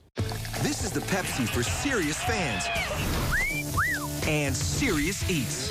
This is the Pepsi for Sundays at the ballpark and days off at your favorite pizza joint. Right, Aaron? Best slice in New York. Whatever you're craving, this is the Pepsi for you. When severe weather strikes, you need accurate weather quickly. That's why Fox Illinois is the most experienced weather team in the area. Doug Quick, Cheryl Lemke, Joe Crane, and Thomas Patrick are right here to keep you safe in the storm. Trust Fox Illinois for the very latest on severe weather. CW Primetime is presented by SIU Edwardsville.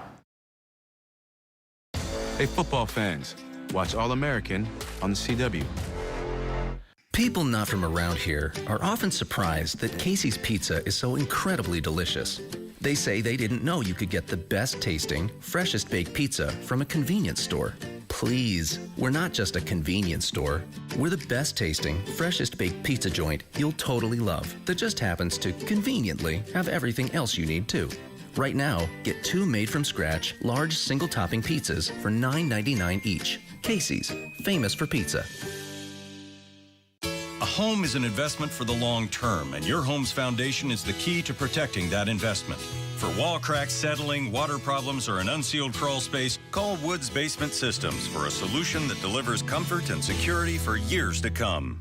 We were out cutting edges, felt some discomfort in my chest. It got really tight, a little scary there, and I thought I was going to go out. I was thinking about my wife, my family. This is for real. Coming with a STEMI, 54-year-old male, percussion chest pain. I will notify Cath Lab. We've already seen the EKG, and he's going to go straight over there. All right, 27.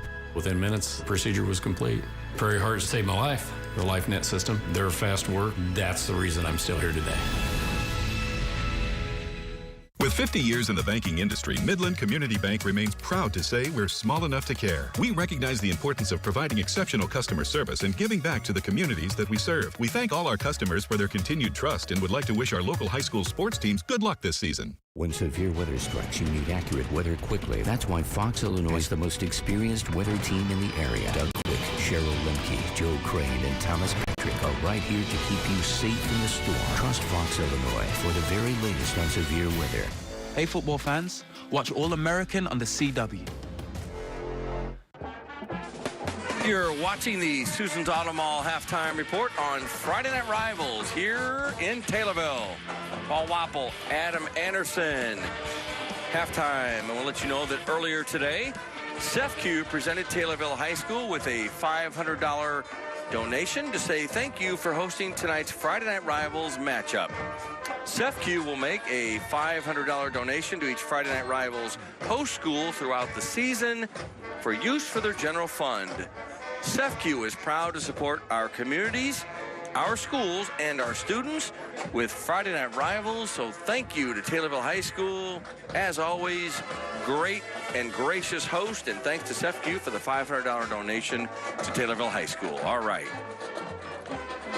Halftime here, as I said, and Taylorville and Mount Zion leads 12-6 on a good night for high school football. The blankets are out, and the jackets and hats, and not terribly cold, but cool, chilly for October. And it's all right, chilly though. for October. I don't know if I'd be okay with this in 2 or 3 weeks, but I think this is a little early for this chilly. And last week, like we said, it was warm, and you just never know, right? Or earlier in the week, it's crazy. And right now, I want to tell you that Prairie Heart Institute would like to thank our EMS and first responders at tonight's game for being the heart of the community. Thank you for all you do, and you get a look at some of our EMS and first responders here at tonight's game in Taylorville, and we appreciate you being the heart of the community. Thanks to the Prairie Heart Institute for sponsoring that. And again, thanks for everything you do. You are very, very important and appreciated. All right. We're going to take a short break. We'll be back with more. You're watching the Susan's Auto Mall halftime report on Friday Night Rivals. So normally the lens would be like right here. It's Ram Power Days at Trinity Chrysler Dodge Jeep and Ram. Over 70 Rams to choose from. All new 2019 redesigned Ram 1500s, plus 2019 Ram Classics in stock now. 2019 Ram 1500 Classic, just $22,900 after rebates. 2019 Ram Crew Cab Bighorn 4x4, just $36,990 after rebates. 2019 Ram 1500 Classic Bighorn 4x4, just $36,990 after rebates. Hurry in to Trinity Chrysler Dodge Jeep and Ram in Taylorville. At Poultry Farms, we plant, grow, and sell trees. With more than 60,000 to choose from, we have a wide variety from flowering trees and shade trees to trees for bordering or landscaping. We grow, deliver, and install some of the largest trees in Illinois. We're open Fridays, Saturdays, and Sundays, 8 a.m. to 5 p.m., and we are family-owned and operated. Poultry Farms, Route 125, Pleasant Plains, where our business is always growing. Satisfied Springfield homeowners know when you call Griffiths, you get a Griffiths. Prodigy insulated siding creates a thermal barrier and breaks down heat and cold before it gets to the inner shell of your home. Enjoy the benefits that come with improving your home from the outside in with new siding from Griffiths. Griffiths is locally owned and operated, and only we have the know-how that comes with over 60 years of experience. Call Griffiths today, because when you call Griffiths, you get a Griffiths. Chances are, if you've heard of a credit union, it's where your parents bank. Or your grandparents, or your aunt. Maybe they're onto something. One thing you'll notice about CEFCU is the warmth. People helping people. We're member-owned by people like you. We put members first, with better rates, fewer fees, smart tools for saving. Sounds really good, right? Like you belong here. We think so too. CEFCU, not a bank. Better. And welcome back. You're watching the Susan's Auto Mall halftime report on Friday Night Rivals. Halftime here in Taylorville. The Tornadoes trail the Mount Zion Braves 12-6 in an Apollo Conference matchup. Taylorville 7-0. The Mount Zion Braves 5-2. So Mount Zion wants to pick up win number 6 and get into the playoffs. So, all right. So right now we're going to tell you that throughout this Friday Night Rivals season, Nortrack will recognize an exceptional senior student athlete from each participating school with a plaque presentation prior to each game. This week's Nortrack Scholar athletes are from Mount Zion, Jacob Beavers. Jacob has a 4.54 grade point average and is a member of National Honor Society. He plays football and tennis. Jacob volunteers at the Scoville Zoo, Salvation Army, and youth sports camps. Congratulations to Jacob Beavers. And from Taylorville, McKenna Anderson. McKenna has a 5.90 grade point average and is a member of National Honor Society. She plays volleyball, helps organize school blood drives, and serves on student council. McKenna volunteers at St. John's Breadline, Angel Tree, and the Food Pantry. These students are also eligible to win a $5,000 scholarship to be presented at the end of the season courtesy of Nortrack. Nortrack is proud to support and encourage exceptional student athletes across Central Illinois. Congratulations to both of this week's Nortrack Scholar athletes. From Mount Zion, Jacob Beavers, and from Taylorville, McKenna Anderson. Congrats and great job, and thanks to Nortrack. All right, we'll be back with more. You're watching the Susan's Auto Mall halftime show here on Friday Night Rivals. Don't go away.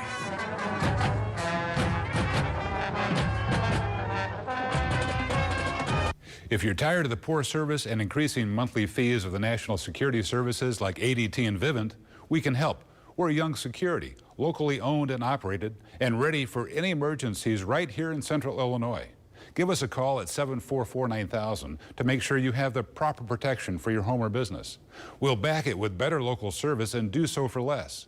Visit our website or call us for a demo of Honeywell Total Connect. If you're serious about your security, you want Young Security Systems. October is Truck Month at Friendly Chevrolet. We have more trucks to choose from than anyone in Central Illinois. And this month, we are keeping it simple. Employee pricing for everyone. You pay what we pay. You pay what we pay. You pay what we pay. You pay what we pay. You pay what we pay. You pay what we pay. You pay what we pay. You pay what we pay. Hurry into Friendly Chevrolet, your #1 Silverado dealership in Central Illinois. This is the Pepsi that's got a date with your taste buds. Because the weekend is here and you're thinking tacos. Whether carne asada, carnitas, or Alberto's al pastor. Nice, Beto. Whatever you're craving, this is the Pepsi for you. Buying a new grill from a big warehouse is like trying to start your old grill. You can end up standing around by yourself and nothing happens. Not at Ace. We've got an exclusive lineup of premium brands, plus something that's hard to find these days, premium service to make sure you get the right grill. That's why grilling starts at Ace. Thank you for shopping local with Kenny's Ace Hardware. Now 5 generations. Ace is the place with the helpful hardware, folks. Nortrac, proud supporter of student athletes across central Illinois. Oliver Queen is in prison. There aren't any heroes in here. Arrow, Monday at 7 on CW23.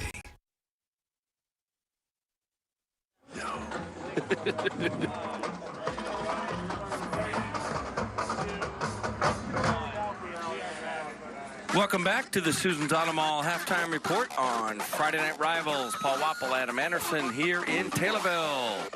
Mount Zion leads Taylorville 12-6 right now. We're going to go down to the sidelines and hear from Carly Bell. Carly?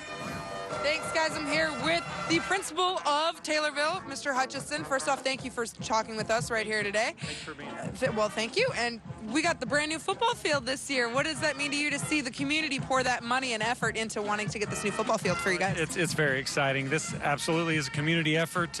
We started with the field that we had last year, nothing but grass, and an idea came about with some community members, and from there, that idea grew, and it has grown into this fantastic turf field that we have before us today. What was the whole athletic department and everyone in administration when they came out here for the first time? We have been fortunate enough to be here through the summer as they've been putting this turf down, and we've seen it from every stage, but when we first walked out on it, it was it's pretty special, to say the least. Surreal moment for you guys. So now I know that this probably isn't the end all be all. You probably want to add some more things to it. What can we expect out of some new additions here at the Taylorville field? Well, we've done a lot of things this year. Obviously, we took out some old tennis courts that were not usable, so we're going to do some things to that part of the property as well. We're going to expand some seating area on the visitor side. We've got a few other ideas working, so it's pretty exciting. That is very exciting. Now, here's a more exciting question. Are you warm? Are you warm right now? I am warm. It is funny. You go from a week ago where it's 70 degrees, beautiful weather, and then bam, it is. It's very cold. So no, it's exciting. It's football weather. Finally. I will give you that. You want to give me? Do you think Taylorville can pull this out? Absolutely, no doubt about it. You want to give me a score prediction? I'm hoping. I know Taylorville score more points than the Mount Zion Braves. How about that? That'll work. Thank you so much for joining us. Thank you so much. Back up to you guys in the booth. All right, thank you very much, Carly. And Carly Smart got gloves on tonight. Good job, Carly. All right, Adam, we got some halftime highlights to show you from the first half. And you see Brandon Odom with the strike there, the good pass. And Taylorville got off to a quick start, but missed a two-point conversion, so they led 6-0 at that point. And Mount Zion, the ground game. Yeah, Sage Davis broke it open here and put a lot of life into the Mount Zion sideline, and really it's been a lot of him for the white and red. But he's going to be most of their highlights. Well, and we heard their coach talk right at halftime there to Carly about, hey, if you hadn't heard, they have a good quarterback at Taylorville. He's being funny, real truthful, but hey, that's what that's why you want to run that ball too. But he did quarterback sneak. Sage Davis is pretty good. We've seen all of that. He is very good. Now it's going to be all about adjustments. What adjustments they make on offense, on defense, and what if they need to change their game plan completely to maybe slow down this rushing attack for Mount Zion, or if you're Mount Zion, what can you do to keep the offense off the field? So halftime here, watching the Susan's Auto Mall halftime report on Friday Night Rivals, and you see the Tornadoes warming up. And Adam, we have a few scores to go ahead and pass along. Not Not a lot of close games, at least that we're aware of right now, but some scores nonetheless. It was 20. Pleasant Plains 27, New Berlin 7. That game was at halftime. Athens was up 18-14 against North Mac. That game was also at halftime. A team more likely a player I want to recognize Jacardier Wright from Decatur St. Teresa tonight moved into second all-time rushing touchdowns. He scored 116 touchdowns in 4 years. So congratulations to the St. Teresa. They were up very big on Warrensburg Latham, who we got to see a few weeks ago. He has 226 yards and 5 touchdowns, and that was, my goodness. That is in the first half. That game's at halftime. Wow. So, and Chatham Glenwood was up 31-14 against Southeast at halftime. Okay. All right. Thank you, Adam, for the scores. And now it's time for Susan's Automall Halftime Challenge. This is always fun, and here's how this works. If Cameron can make a 15-yard field goal, $50 goes to Cameron and $250 for the home school. If Cameron makes a 20-yard field goal, $100 goes to Cameron, and then $500 for the home school. And if Cameron makes a 25-yard field goal, $250 in Cameron's pocket, and $1,000 for the home school. They start from the 15-yard field goal attempt, and here's the thing, have to make each kick to move on. So there's Cameron. He is ready, USA, red, white, and blue, and got his hat on, and here's the kick. Hit the goalpost, or upright. It's all right. So good effort, good try. Cold night, tough to do, and all right. Blake congratulates him and says good job, and all right. Sometimes you get it, sometimes you don't. That close. Game of inches. Yeah, exactly. Game of inches. So exactly. Just missed out on that one. All right. Not easy to do in this cold weather, right? We talked about that in the preview show tonight, too. So let's go down to Carly Bell. Carly? I'm here with Coach. Coach, you're down at halftime 12-6. What did you say to your boys in the break? We just got physically dominated in all 3 phases of the game, and it didn't matter what position, offense, defense, special teams. The guys in white came out and wanted a victory more than the guys in the purple in the first half, and that's pretty much what our halftime was all about. Is, sometimes in life you got to stand up and take what you want, and those guys in purple didn't do it tonight. What is this game plan now coming out in the second half for you guys to show that you're dominant on the offense and defensive side of the ball? Well, defense, we just keep getting the football. We had 2 chances for a turnover on defense. We had 3 possessions. We had first downs called back. We had drop passes. Somebody other than 1 in 15 is going to have to win this football game for us. Thank you so much, Coach. Good luck the rest of the game. Thank you. Back up to you guys in the booth. Thank you. Thanks, Carly. Thanks to Taylorville coach Jeb Odom. And, yeah, wow, not happy. And, 12-6 being dominated, he said, and outplayed all 3 phases of the game. So 12-6, Taylorville trails. See if they can come back in the second half. This is the Susan's Automall halftime report here on Friday Night Rivals.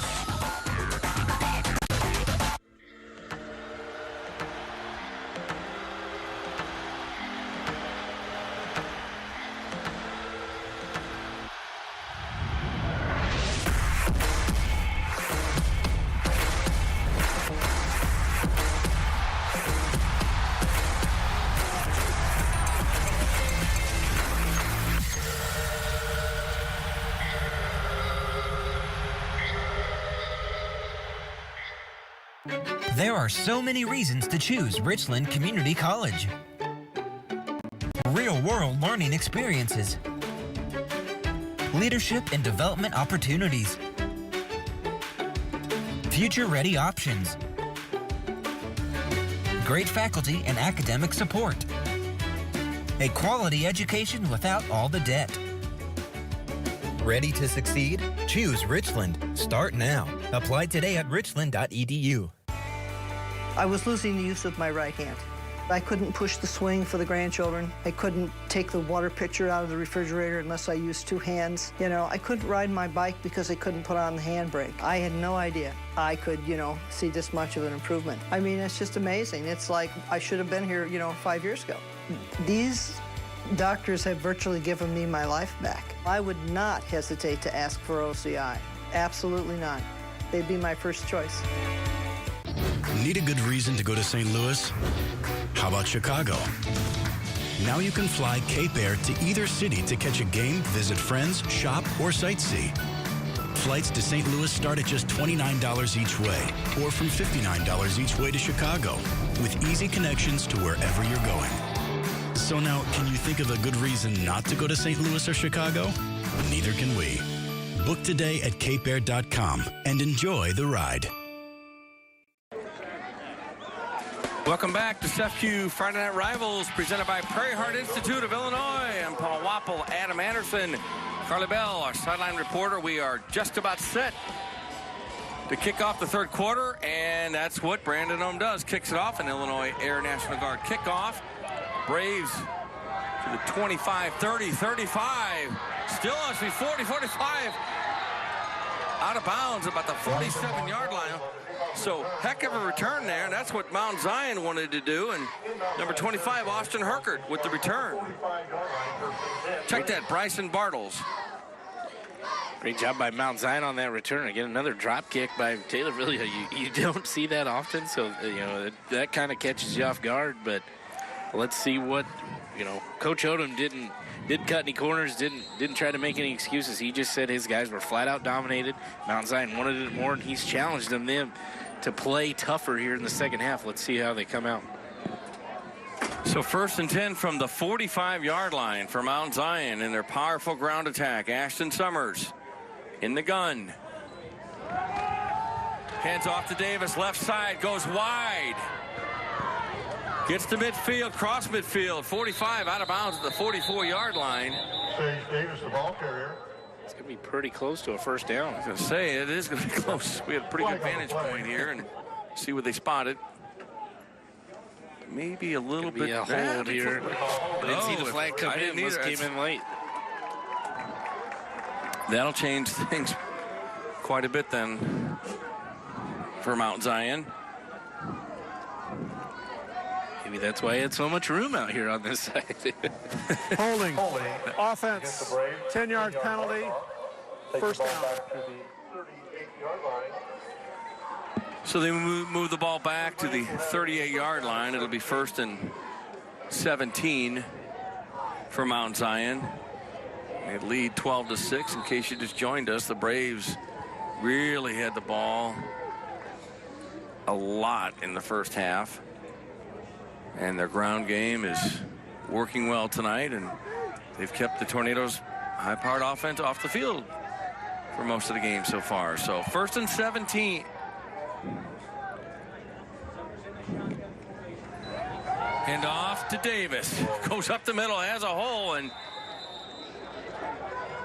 goes to about the 46-yard line. Sage Davis does.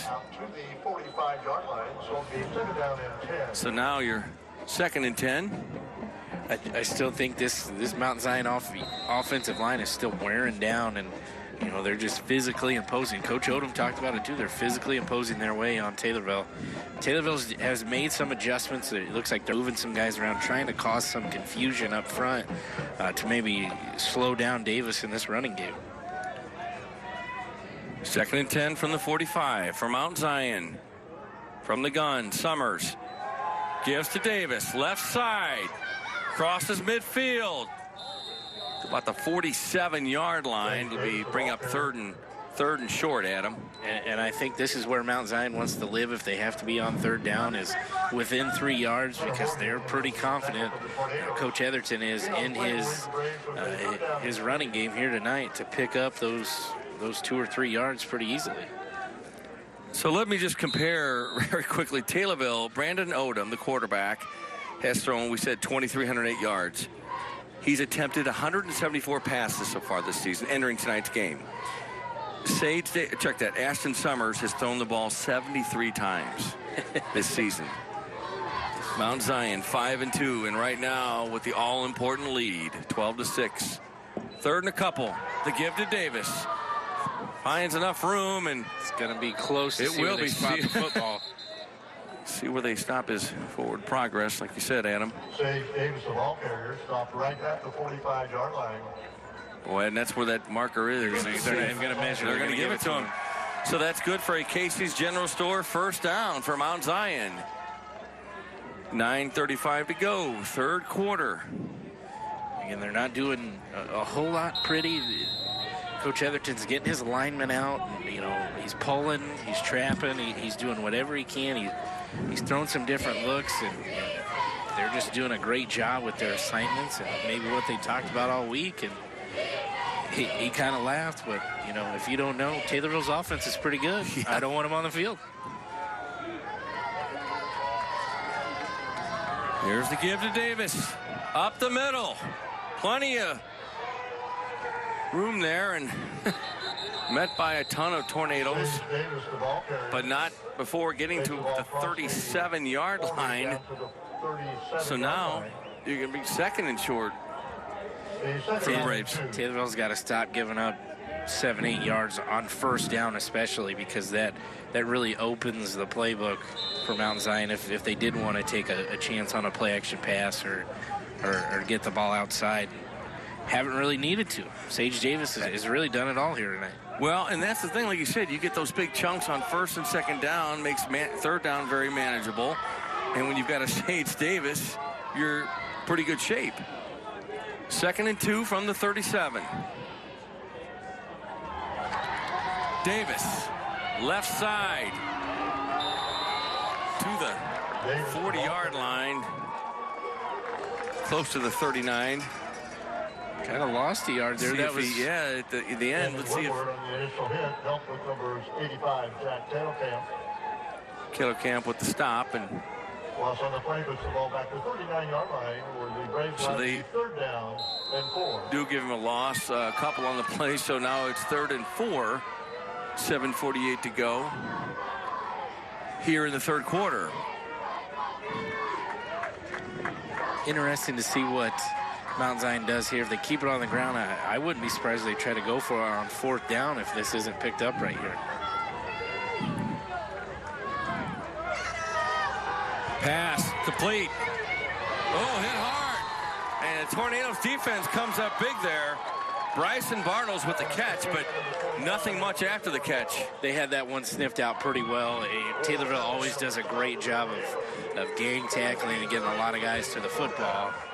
And it looks like Mount Zion is going to punt here. And now you hear, Adam, the Taylorville fans cheering and stomping the stands a little bit because this is a big 4th down play, and looks like the Braves will punt. It looked like Summers there actually ran into Sage Davis, and that delayed the throw, which didn't help Bortles out at all.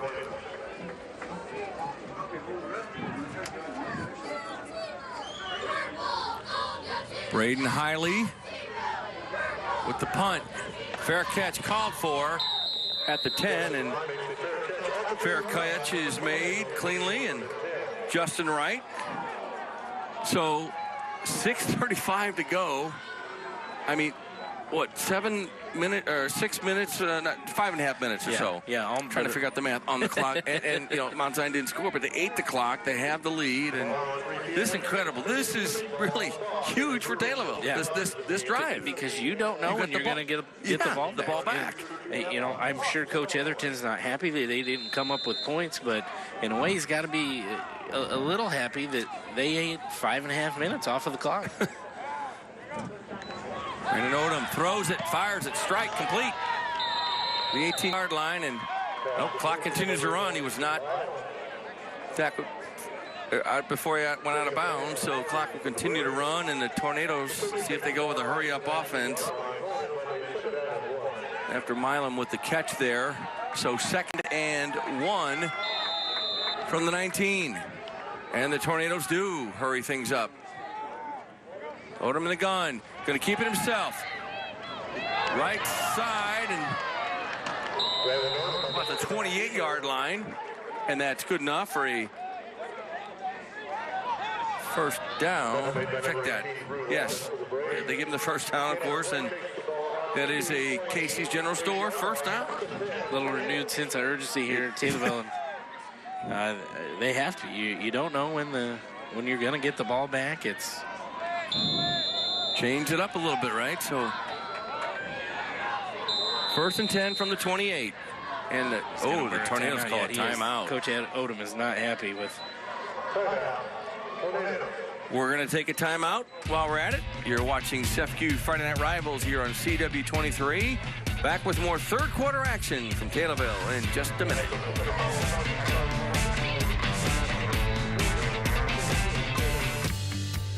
It's your Sunrise Morning Team with Rachel and Justin. Plus, plan your out-the-door weather and wake up with Joe on News Channel 20 Sunrise. Weekdays 5 to 7 a.m. Hey, football fans, watch All-American on the CW. This cardiac rehab program at Prairie Heart is changing patients' lives every single day. I've seen patients lose 30 pounds. I've seen their cholesterol come down. I've seen their stress levels decrease. It's the only program in Illinois to actually reverse heart disease. When you're looking at scans, you can actually see that there's increased blood flow through the vessels that lead to the heart. The neatest thing is you just see them start to feel better. I've been a nurse over 20 years. It's an honor to participate in this program. This Modern Family is so close, they talk in code. Just the right amount of savoir-faire. Modern Family. Weeknights at 6:30 and 10 on CW23. Welcome back to SEFQ Friday Night Rivals, presented by Prairie Heart Institute of Illinois. I'm Paul Wappel, along with Adam Anderson. Carly Bell, our sideline reporter tonight. We've got a good one here in Taylorville. The Tornadoes trailing 12-6. They have the ball. Odom fires a strike across the middle, complete, and out to close to the 40-yard line, and they will move the chains. That's a Casey's General Store first down. And so the Tornadoes maybe getting something going here. They just fired a strike, a bullet across the middle, and Jack Kettlecamp happy to take it and pick up the first down. I think you're going to hear Kettlecamp and Milam's name called a lot more. And Coach Odom challenged the other guys. He said 1 and 15 aren't going to win this game for us. Somebody else is going to have to step up. And he's talking about Odubison and Wright. And they've been kind of quiet. You got to like that if you're Taylorville to the 45-yard line. A good pickup on the ground that time. And Riley Bouchon with the carry for the Tornadoes. If they can get the running game going, that's only going to open things up for them. 2nd and 4 from the 45. 5:11 to go, third quarter. Odom in the gun.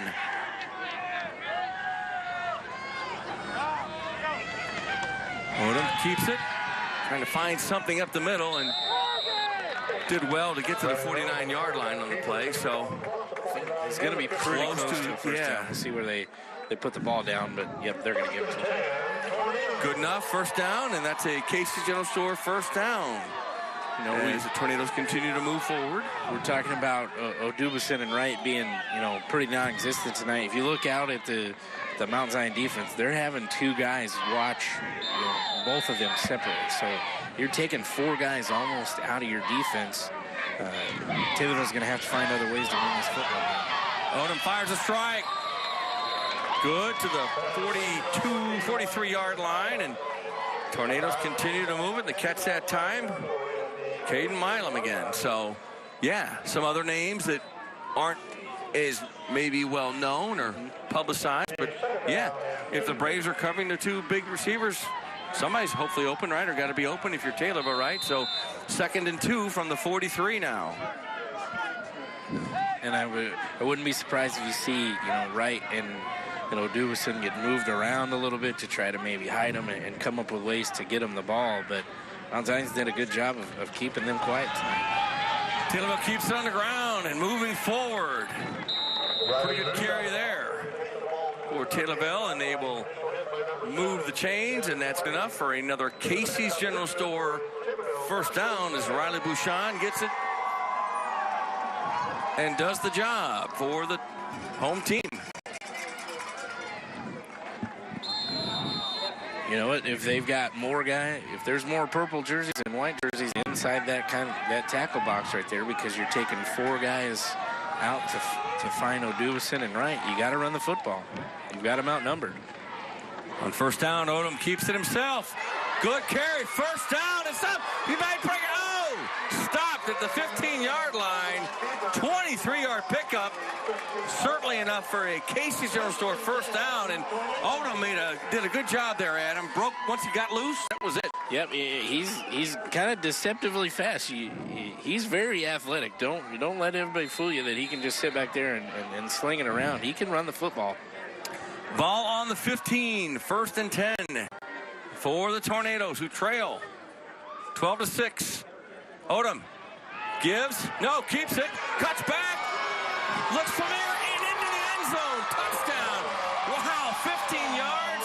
That's a Young Security touchdown and another $50 donation courtesy of Young Security to the First Step Women's Center. Great job by Odom. Called his own number there, made a few good moves, and got in the end zone. He wants this football game. He wants to win here tonight. He showed it right there. He's accepted that challenge that Coach Jeb Odom has put out to his team. So we are tied 12-12. Let's see what the Tornadoes do. If line up, it looks like they're going to go for the 2-point conversion with 3:57 to go in the third. So Odom in the gun. Fakes and goes, keeps himself, and ball comes loose. Did he get across? I don't think he did. Yeah, the fans weren't happy about it, but didn't get it. So 12-12 game, Adam. Extra points and conversions and all that good stuff. So interesting. All right, we're going to take a short break. 12-12, you're watching CEFQ Friday Night Rivals here on CW23. Back with more third quarter action in just a minute.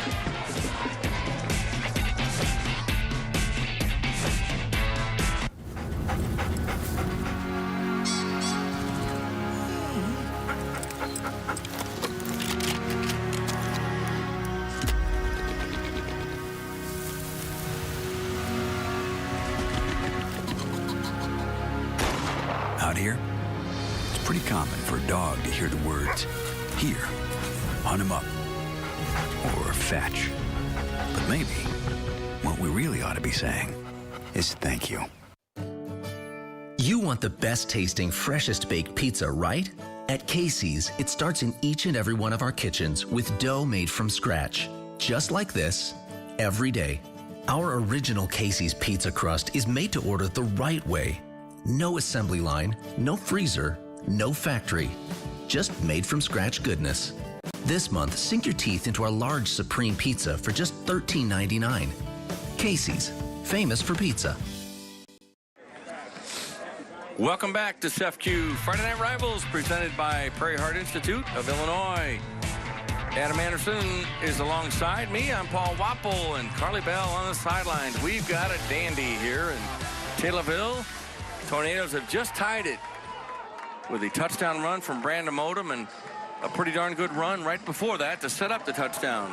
It was all Odom on that drive. He engineered it, and he's going to have to take over. He's really going to have to be kind of, hopefully that was the launching point. He's got the sideline a little bit more energized now too, so let's see what the Tornadoes can do. No more drop kick, though. It looks like they're actually going to kick this one off the tee. So Yeme Odabison is going to kick it off for the Tornadoes. As Adam said, from the tee this time, and that's an Illinois Air National Guard kickoff. Fielded at about the 10, another 20, 25. Right side, 30, 35, 40. Midfield, out of bounds at the 47-yard line. Mount Zion, you talk about trying to take the wind out of yourself. Braden checked that highly. Number 9 would return, and there is a flag on the play. There's a flag. I didn't see it till a second ago. That's going to be a hold on the Braves. Boy, it's going to be right there. The two players on the ground there at the bottom of the screen. That'll get called probably 9 times out of 10. We talked about it, special teams. They've had a few big returns here tonight. We did, yes. So the officials will mark the. Oh, there's the call. It's Mount Zion. 10-yard penalty. Takes the ball back to the 24-yard line. So that'll move him back quite a bit. So negates the pretty darn good return there. So from Mount Zion. So 1st and 10, ball on the 24. Ashton Summers at quarterback.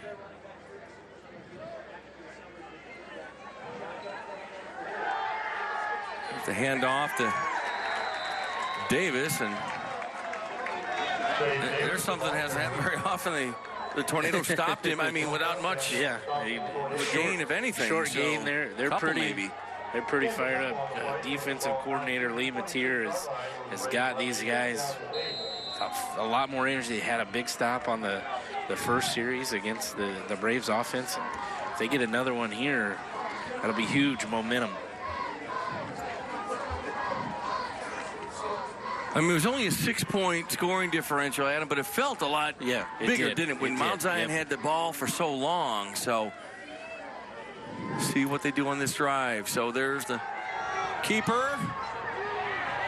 Summers goes wide, and so the Tornadoes defense. So, thrown for a loss on that play. And the Tornadoes are fired up. This might be the most emotion we've seen tonight so far from them, Adam. Yeah, since that opening drive, this is the most we've seen. O'Dubison came flying in there. He didn't fall for the fake at all, and he's got a lot of speed, so Summers had nowhere to go, and this is not a down that you want to be in if you're Mount Zion. And not really a familiar situation, at least tonight for them. 3rd and 12. Ball on the 22. You know what? They've only attempted 3 or 4 passes here tonight, so. See what they dial up here. There's the short pass. Read well, 23-yard line, and well short of the first down. So, yeah. Look at the Tornadoes have come to life. And the screen pass to Bortles there, just trying to get something, but didn't have a whole lot of room. It was well read by the Tornado defense. Number 55, Kyle Breckenridge, is fired up, and why not? So 1:39 clock running here, and 4th and 10 for Mount Zion, and they are in punt formation. Braden Hiley is back to punt for Mount Zion, and the Tornadoes are hoping for a good return if they get the opportunity. And the Tornadoes don't go for the ball. Not a good punt at all. Wow. So the ball out of bounds. And where they spot it, let's see, the 31-yard line. Let's see, Adam. Yeah, not a great kick there for the Braves. That's to make it even worse, if there's such a thing, Adam, is that the Tornadoes didn't go for the block at all. No, he had plenty of time. They were going to go for the return. So. And we'll let you know that earlier tonight, CEFCU recognized an exceptional volunteer from the home school with a plaque prior to the game. This week's CEFCU volunteer of the game is Danny McNeely. Danny is a former coach at Taylorville High School, but left to help coach his kids' teams. He's a fundraising extraordinaire and single-handedly fundraised for the new football scoreboard, basketball video board, and new school sign. Congratulations to tonight's CEFCU volunteer of the game, Danny McNeely. Congratulations, Danny. You did do a great job. A lot of great things here in Taylorville, and well-deserved. And thanks to CEFCU for sponsoring the volunteer of the game. And we've got a good game here. So the Tornadoes, 1st and 10 from the 26 is where they marked it. And there's the handoff on 1st down. Spins around on his feet, 20, 15-yard line. Still going to the 13-yard line. Austin Herkert, the junior, and big run there. Let's see if there is a flag. So that's what. And what's the. Oh, against Mount Zion. Distance, so and it's a personal foul. That's going to move the ball up to about the 7-yard line, I believe. Depending on where they spot it, but that's a huge penalty. Quite a turn of events here in the 3rd quarter, Adam, and now you're looking at 1st down. They move the chains. That's a Casey's General Store 1st down. So 1st and goal from the 7. Yeah, what a 12-12 game. Just a so if you think just a few minutes ago we were talking about a 12-6 game, and Mount Zion looked to kind of be in control a little bit, and now we're talking about Taylorville potentially taking their second lead here tonight. Odom from the gun. Somebody jumped and moved, and I'm going to guess it was the Braves. See what the call is, and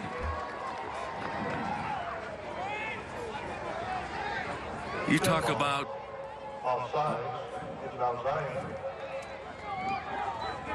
half the distance, so right, so first and goal from a little bit closer. Move it up to about the 4-yard line now. It's just, momentum's a real thing, folks. It's definitely shifted back to Taylorville. That's what I was going to say before the penalty there. So Odom, he's going to keep it again himself, and I thought he was in. I think he's in. He is in. He made it. He was in. Touchdown. That's a Young Security touchdown, and that means another $50 donation to the First Step Women's Center, courtesy of Young Security, and Brandon Odom does it again. Called his own number again. Great job to get in the end zone. Did just enough to get in. Yep, he is in. Foot's in, ball's in, and no doubt about it there. So it's all about forward progress. 18-12. Taylorville now with the lead. Odom and the Tornadoes will go again, it looks like, for the 2-point conversion. Here late in the third quarter. He's all by himself there. Yep, let's see what. He's going to run it himself, and he was really close, but no, didn't quite make it. So Odom did a lot on that drive, including a touchdown, but can't get the conversion. But they lead, the Tornadoes do, 18-12 here, 36 seconds to go. And right now, we're going to check out the students here with the most school spirit. It's the MTI Fan Cam, and the Tornado fans loving this right now. Get hands-on training to take off in your career with Midwest Tech. Thanks to MTI, the MTI Fan Cam. And you see it's a little bit cooler out here tonight. And some of the Mount Zion fans and a good crowd. And those of you at home watching it or wherever you're watching this game, we thank you for tuning in. And we've got a good one. 18-12, 36 seconds to go in the third quarter. Yeah, went from this being, Taylorville, just a matter of what seems like seconds, went from down 12-6 to up 18-12. It's amazing. We talked about it. Momentum is a real thing, and it is definitely back on the side of the Tornadoes. Mount Zion needs to respond here, or this game could get kind of out of their grasp, out of control a little bit. There's still a lot of football left, though, a lot of time left. Right, but they don't. You don't want to get down too much. Down too much if you're Mount Zion. You don't really have a deep threat, but it just depends. So Illinois Air National Guard kickoff fielded cleanly there at the 28-yard line by the Braves. So the fair catch made and no return there for Jacob May. So the Braves will take over. And now I have to say that I think this is a pretty important series for the Braves. So let's go down to Carly Bell. Carly? Guys, when I talked to Brandon Odom during the defensive possession, or the offensive possession, excuse me, for Mount Zion, and I asked him, I was like, what was said at halftime? He goes, we just really needed that. We came out really slow, and we needed really a fire lit under us for us to come out strong. And he told me, he goes, wait for this next drive when we punch it in on the exact same play. And I asked him, I was like, was it a keeper on that last play? He goes, yes, you'll see it again all night. We just saw it there on that scoring drive. All right, thanks, Carly. And look at this. Sage Davis, no surprise with the ball, and the Tornadoes, they figured something out, Adam. They stopped him there. One thing that Taylorville is known for, Coach Fatier does a good job, is tackling. Taylorville has always been known as a great tackling team, and they get all 11 purple jerseys around that football to slow them down. I don't think they did a great job first half-wise. Sage Davis kind of carved them up a little bit, but whatever is said in that halftime speech, they might want to bottle that up and use it resell again, it. Need to, yeah. So Bryson Bartles for Mount Zion is the injured player being tended to, as you see there on the field. Looks like he's got some cramps. I didn't think we'd see any cramps with as cold as it is tonight. Let's see. All right. Good. gets up and appears to be all right. So that's always great. And we'll let you know that earlier this week we spoke with the Prairie Heart Institute. Take a look at tonight's Heart of the Game message brought to you by Prairie Heart Institute. We're taking a break from football right now to talk about medical information. And joining us right now are Chelsea Jennings and Donnie Richardson. So, Chelsea, I'm going to start with you. Why is it so important to keep an updated list of your medications? More than 60% of Americans over the age of 65 are taking at least 5 medications a week. So inconsistent record keeping, inaccurate medication lists can lead to serious adverse reactions and medication errors. So Donnie, in your medical profession, you deal with a lot of medical situations with people. How important is it to have an updated medication list? Well, as EMS responders, when we arrive on scenes for various reasons, we can't get that information from the patient. Whether it be the patient's unresponsive or by the chaotic nature of the emergency, may not be able to convey it verbally. If we have that information, then we can have a past medical history. When we pair that with the symptoms that's presented to us, then we can have more of a focused treatment pre-hospital. All right. We've heard the term check the fridge for a variety of reasons, but Chelsea, tell us, what is the Check the Fridge initiative? The Check the Fridge initiative is a partnered initiative between Prairie and regional EMS to encourage patients to keep an accurate list for our first responders. We'll have a medication list for them to put into a pocket, magnet on the fridge. When EMS arrives, they can quickly get that information and treat the patient as they need to. And speaking of more information, how can people obtain that? Yes, if they have more information or wanting more information, they can call our main Prairie line at 788-0706, and they can ask for the Stat Heart office, and we can provide that. Well, we appreciate you taking out the time to talk with us about very, very important information regarding medical health. Nortrack, proud supporter of student athletes across Central Illinois. There are so many reasons to choose Richland Community College. Real-world learning experiences, leadership and development opportunities,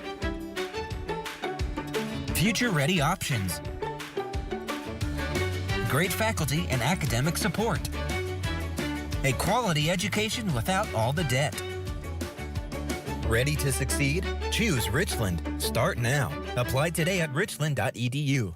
At Poultry Farms, we plant, grow, and sell trees. With more than 60,000 to choose from, we have a wide variety from flowering trees and shade trees to trees for bordering or landscaping. We grow, deliver, and install some of the largest trees in Illinois. We're open Fridays, Saturdays, and Sundays, 8 a.m. to 5 p.m., and we are family owned and operated.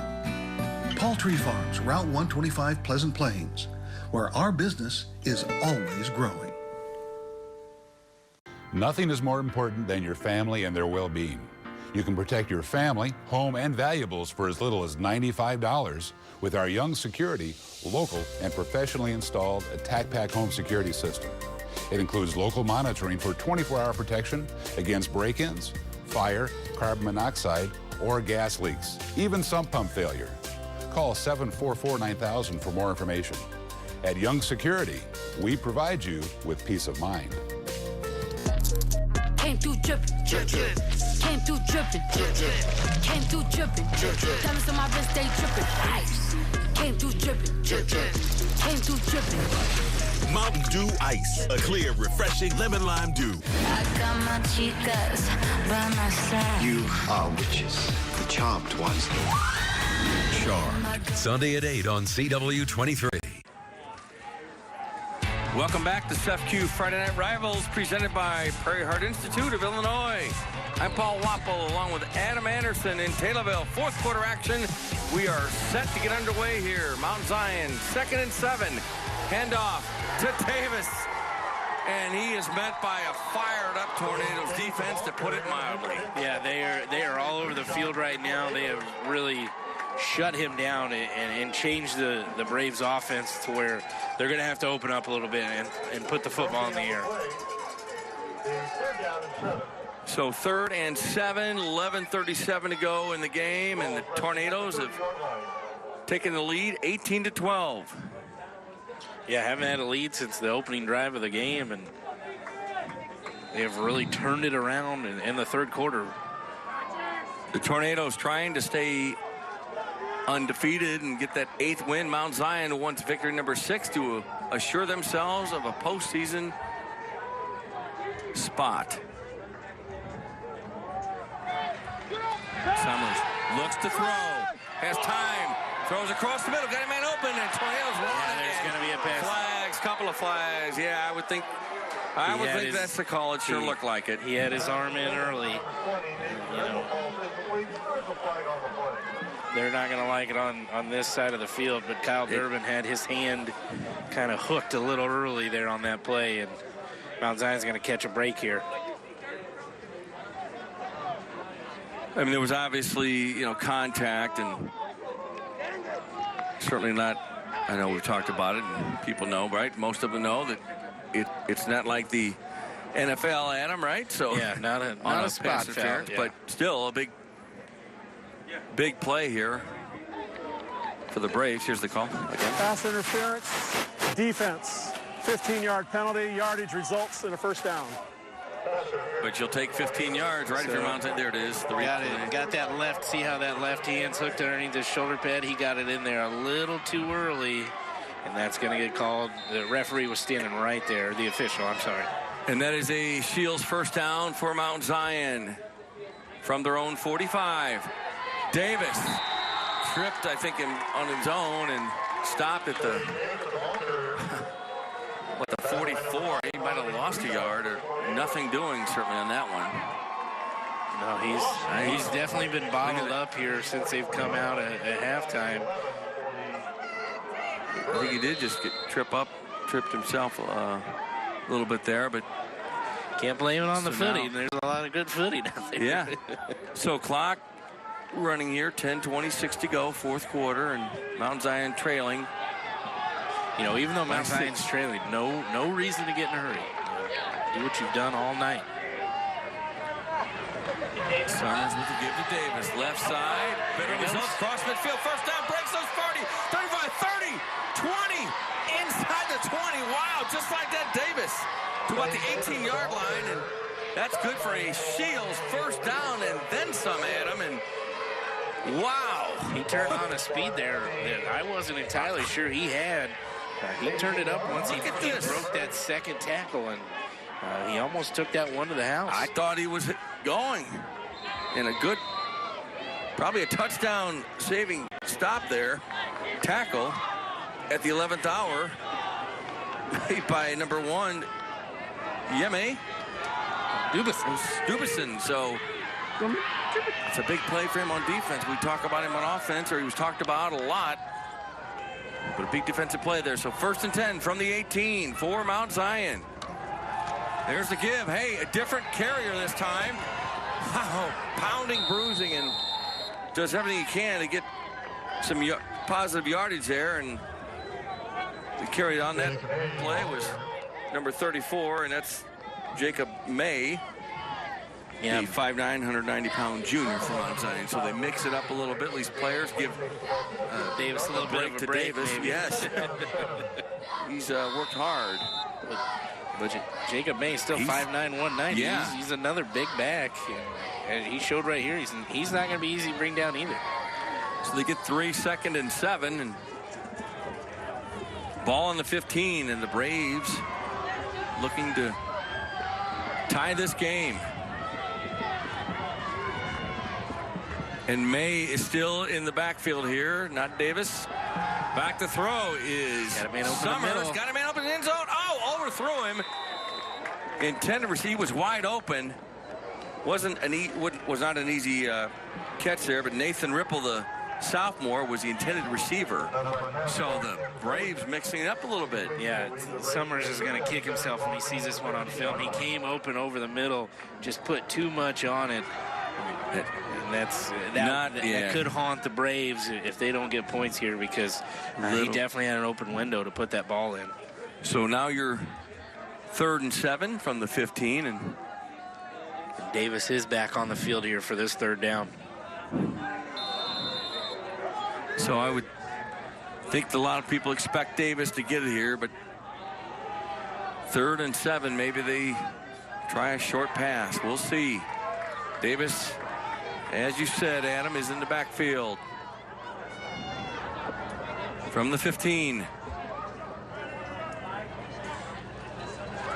Davis, right side, waits, delays a little bit, and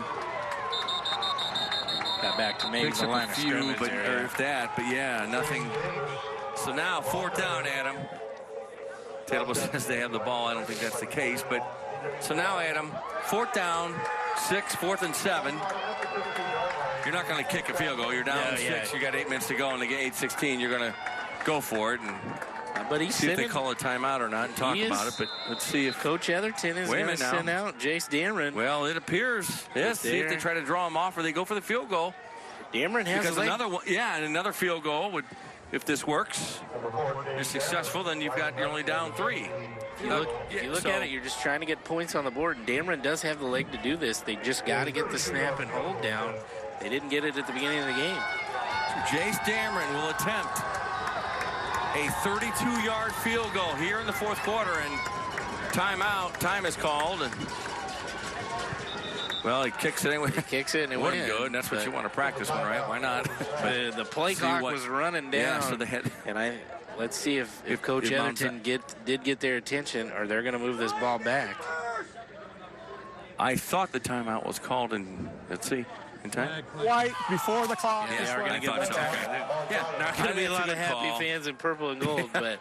So now again, 4th and 7, and you know what? We're going to take a short break ourselves. So back with more 4th quarter action from Taylorville. You're watching CEFQ Friday Night Rivals here on CW23. Back with more action in just a minute.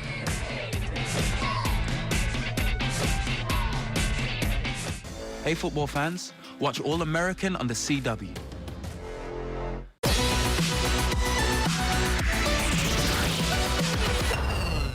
The Orthopedic Center of Illinois is about a dedicated staff, experienced physicians, and top quality care. We take pride in seeing our patients have the best recovery and the most successful outcomes that are possible. We don't work by referral only. Patients can call and make their own appointment. So if you're in the emergency room, you're in your family physician's office, you can ask for OCI. Patients have a right to choose who they're seen by. On the next Two Broke Girls, before they open their investment. Oh my God! That is not a mouse. That is a car that a mouse drives. The girls have to deal with an investment. No! It's not a mouse! You painted him to death. Next, Two Broke Girls. Monday at 6 on CW23. Welcome back to CEFQ Friday Night Rivals, presented by Prairie Heart Institute of Illinois. 4th quarter action here in Taylorville, where the home team, the Tornadoes, lead 18-12. 7:42 to go in the game. It is 4th and 7 from the 15-yard line for Mount Zion, and they are going to set up for another kick, a field goal. So, and this was a 22-32. Sorry, check that. 32-yard field goal attempt. Nothing has changed since before the timeout. This is a huge play for the Braves. There's a good snap. Kick is up long enough, and it is good. So 18-15 now. The Braves get 3 points on the board. Like you said, get something on the board, Adam. Nearly down 3 with 7:42 to go. Yeah, you take points where you can get them. We had talked about it, and Dameron had a good leg. That their first extra point, they just didn't get the hold down. So that's huge to come away with at least 3 points, and we're in a 3-point game, and let's see what Taylorville responds with. So at least momentarily, it's quieted down the Taylorville crowd here for a little bit. I mean, momentum was clearly on their side, so that helps the Braves too. You trying to keep the Tornadoes in check. So let's see what happens here on this kickoff. Hey, thumbs up, yeah. You're in front, only by 3, but you're in front. That's right. Still, there's a lot of time left. Yes, a lot of football left. It's been a good game. Both teams have had their moments, and now we're in a back and forth situation. So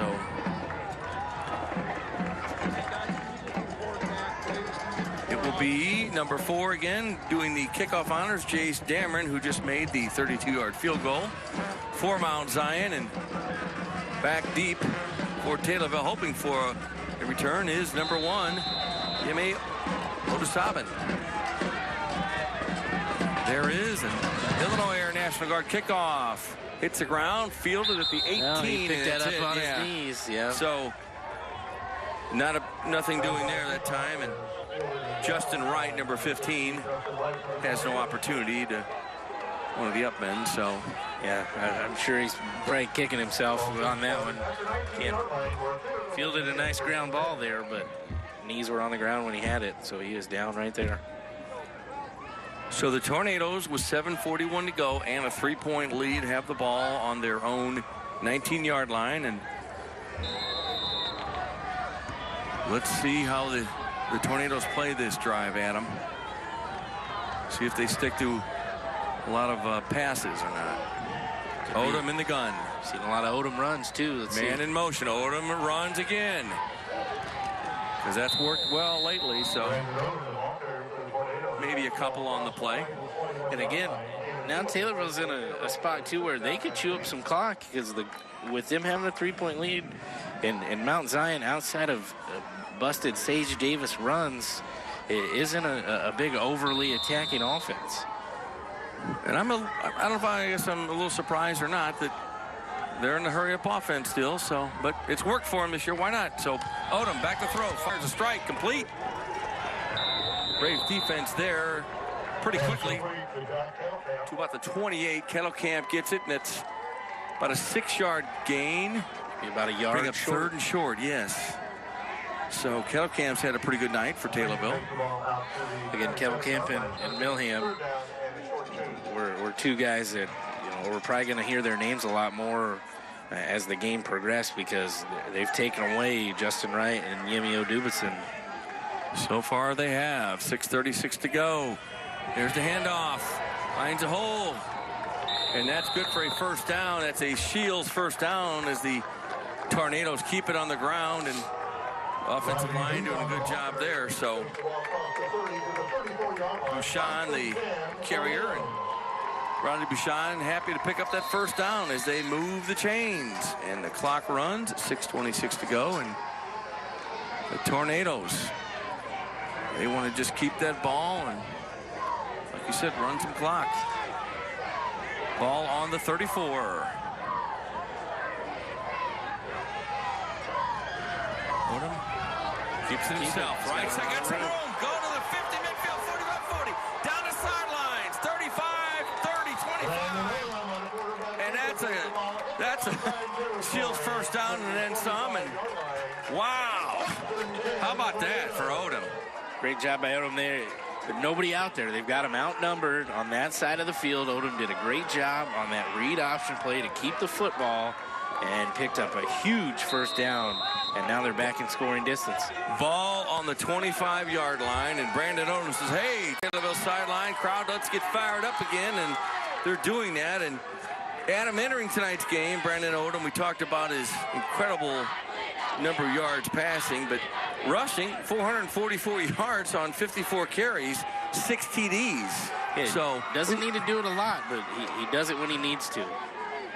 And that time the carry goes to Austin Herker. 5:27 to go, and just what you want. Yeah. Keep going forward. Keep the clock moving. And what was smart at the end of that play, Odom cut back towards the middle of the field and just fell down. Didn't want to get pushed out of bounds. The clock stops to set the chains, but then it'll start again once they get set. So a smart play by the senior. Yes, absolutely. Totally agree. And as Odom looks to the sidelines to Coach Jeb Odom. Yes, they are related. Odom name is been in Taylorville a long time here. Not just football, basketball, and other sports. So Odom keeps it this time. The quarterback, Odom, still his feet. Oh, and tripped up at the 18, close to the 17-yard line. So that's going to bring up 3rd and short. 3rd and a couple. Mount Zion needs from the 17. They're going to need 2 big stops here to keep Taylorville from getting a first down. Looks like they're going to take it. Yeah. And they've got 2. They're down to 1 now if they put that timeout. So Adam, 4:26 to go, and We're going to take a short break. We'll talk about it when we come back. You're watching Chef Q Friday Night Rivals here on CW23, live from Taylorville. Back with more in just a couple of minutes. How's your checking account looking? Half full? Half empty? Low? It happens. Then payday rolls around and you're good. So why do banks charge a monthly fee if you don't keep a big minimum balance in your checking? With CEFQ checking, there's no minimum balance, no monthly fee. So you only get the things you want. CEFQ, not a bank. Better. Add style to any room in your home with a rug from The Rug Rack. Whether shopping in-store or online at rugrackstore.com, we have the right rug for you. Select from over 1,000 different area rugs on display. From rugs this big for less than $200 to luxurious Persian wool. Before you buy online, come into the store and see the rugs in person. And with our price match guarantee, you can't beat Central Illinois' largest selection of area rugs at The Rug Rack in Springfield and Peoria. Welcome back to Chef Q Friday Night Rivals, presented by Prairie Heart Institute of Illinois. I'm Paul Wapple, Adam Anderson, Carly Bell on the sidelines. Wow, got a good one here. 4:26 to go, fourth quarter. In case you just joined us, 18-15, Taylorville, 7-0, trying to pick up win number 8. 3rd and 2 from the 17, leading by 3, the Tornadoes. Brandon Odom, back to throw, fires across the middle, complete at the 5. And that's good for a first down, a Shields first down. And who else? Kettelkamp. Jack Kettelkamp has had a good night, both sides of the ball. Look at this, right up the middle of the field. Almost lost that football. Odom got a little excited and put a lot of heat on that one. 1st and goal. Brandon Odom looks to Jeb Odom, the coach, on the sidelines, and Coach Jeb Odom says, hey, here's the play. Let's do it. We're not going to take a timeout, right? So 1st and goal from the 5. 4:06, clock running here in the 4th. Yeah, he's going to have to. And now they will take it because the play clock was running down, and Jeb Odom did not want to take a timeout. No. You know, you're only up 3, and who knows what will happen, but they're going to talk about it. The Tornadoes will, and it's been a good game, Adam. And we're going to take a look at some Friday Night Rivals and Thursday Night Lights, great moments from across the country. Here you go. Take a look. The link.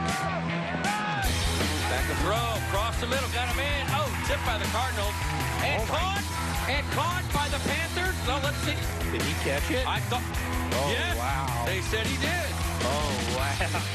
Fake to Summer, underneath throw, and boy, what a hit! Chris Dawson was just gushing about Codrington's ability on special teams, unblocked. You can see how he came in there right off the edge. Perfect technique, taking the ball off the foot, getting out of the way there. You know, we thought big plays would happen on offense, defense, but Codrington stepping up once again on special teams. Cunningham with the block in the backfield, and that is a tremendous catch. Absolutely. In the corner of the end zone. Jed Joseph, that may be the catch of the year. Sloan rolls to his right. Feels the pressure, goes down again. 3rd sack of the night.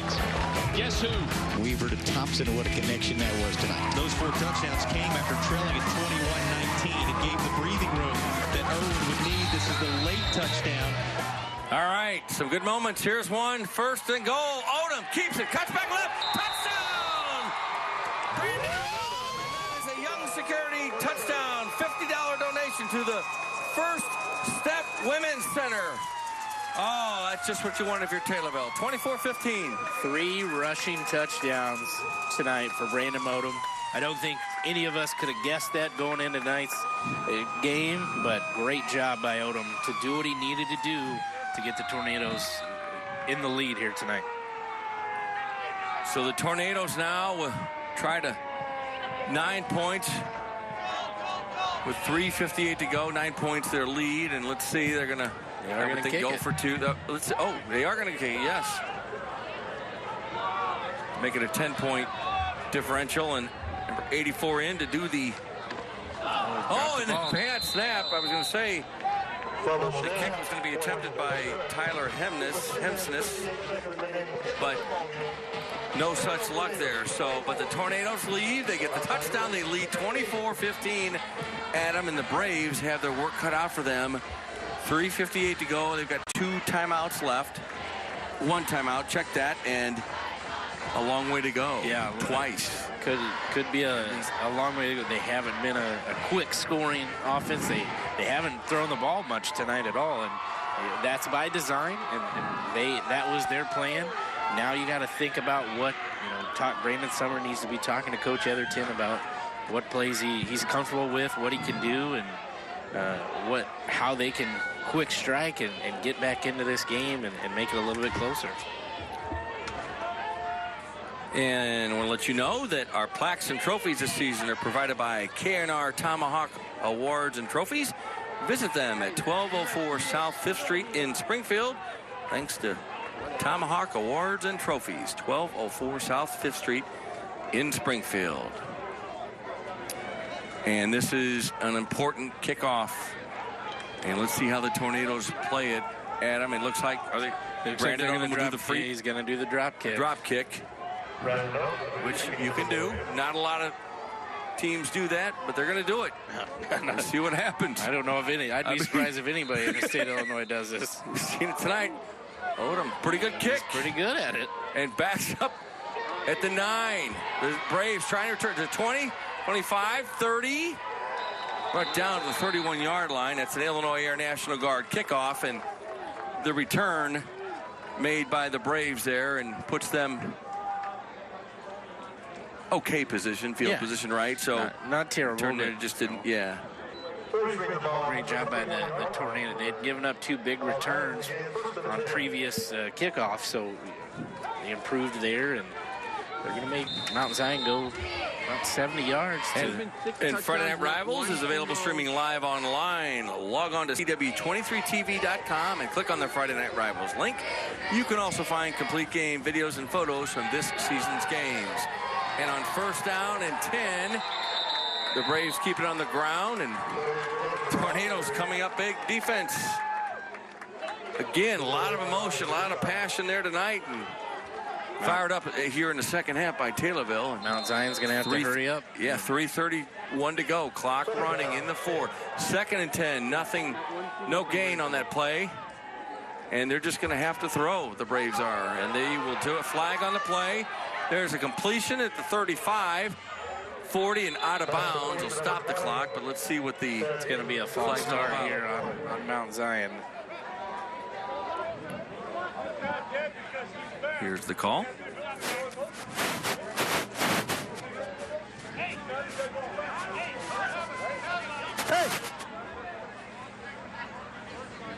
And he wants to talk to the official. Yeah, here we go. Yep. They're going to call it an illegal motion, but it was false start. Okay. Either way, it's a 5-yard penalty, so push the Braves back. Again, time being a big factor here, and 1 timeout for Mount Zion. Illegal motion, offense, 5-yard penalty, 2nd down.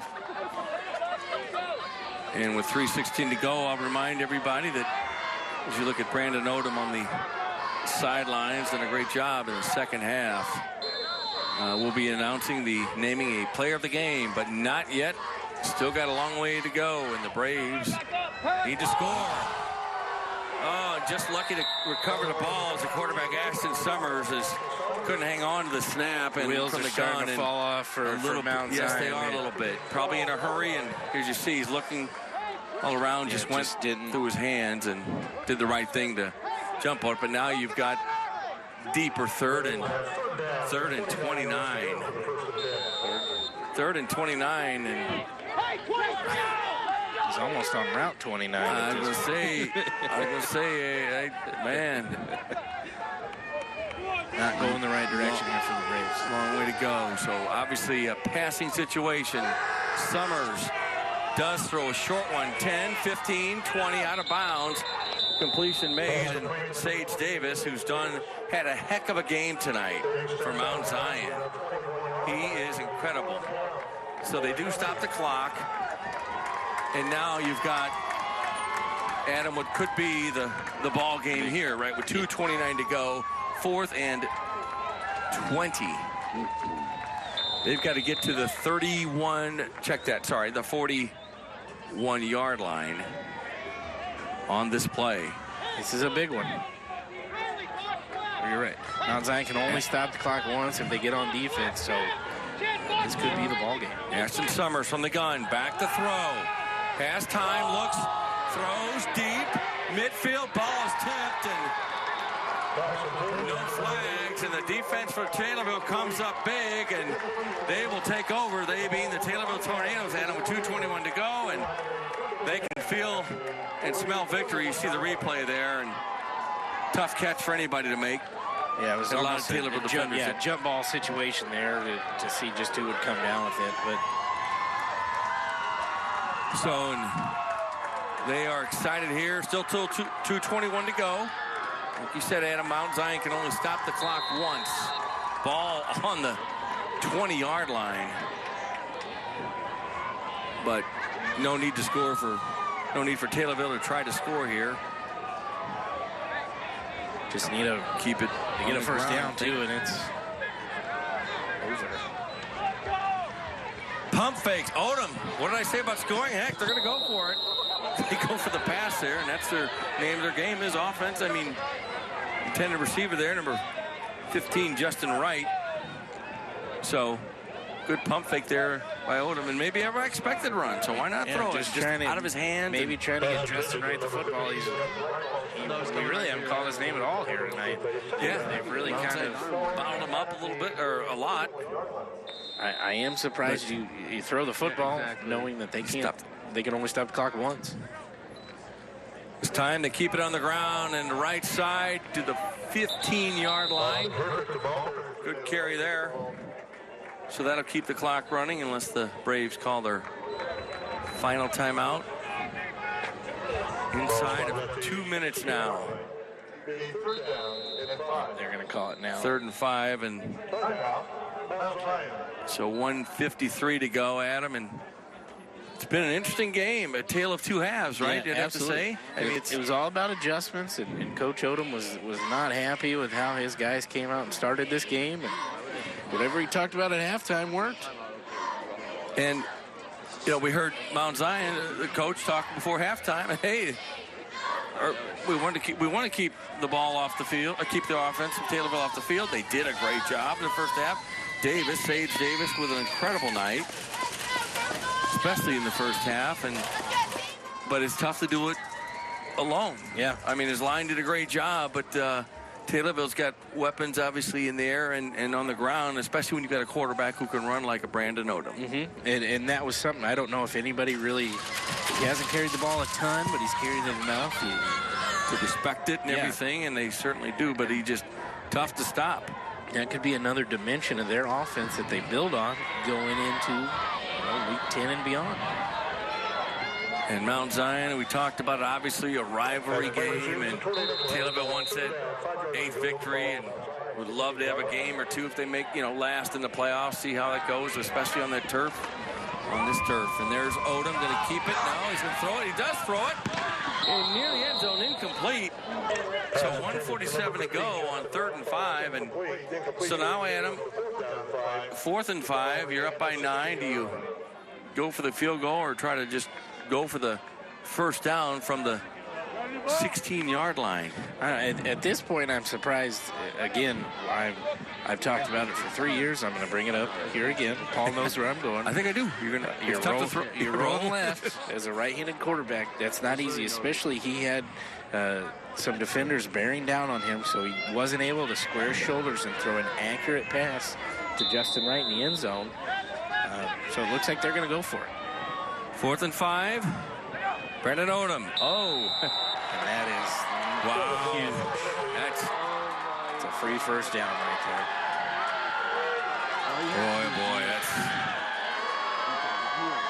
tough. How do you got excited? For the Braves, here's the official call. Encroachment. Defense. 5-yard penalty. First down. So that is a Shields first down, and with 1:47 to go, no opportunity for the Braves to stop the clock. I mean, you kneel for the win, though. You're in pretty good shape if you're Taylorville, you have to say, up by 9, and barring a miracle, and it might not see what I wonder what the officials are talking they about. Haven't signaled first down yet. There's still fourth down on the. It's very close to the sticks, but it's. Here we go.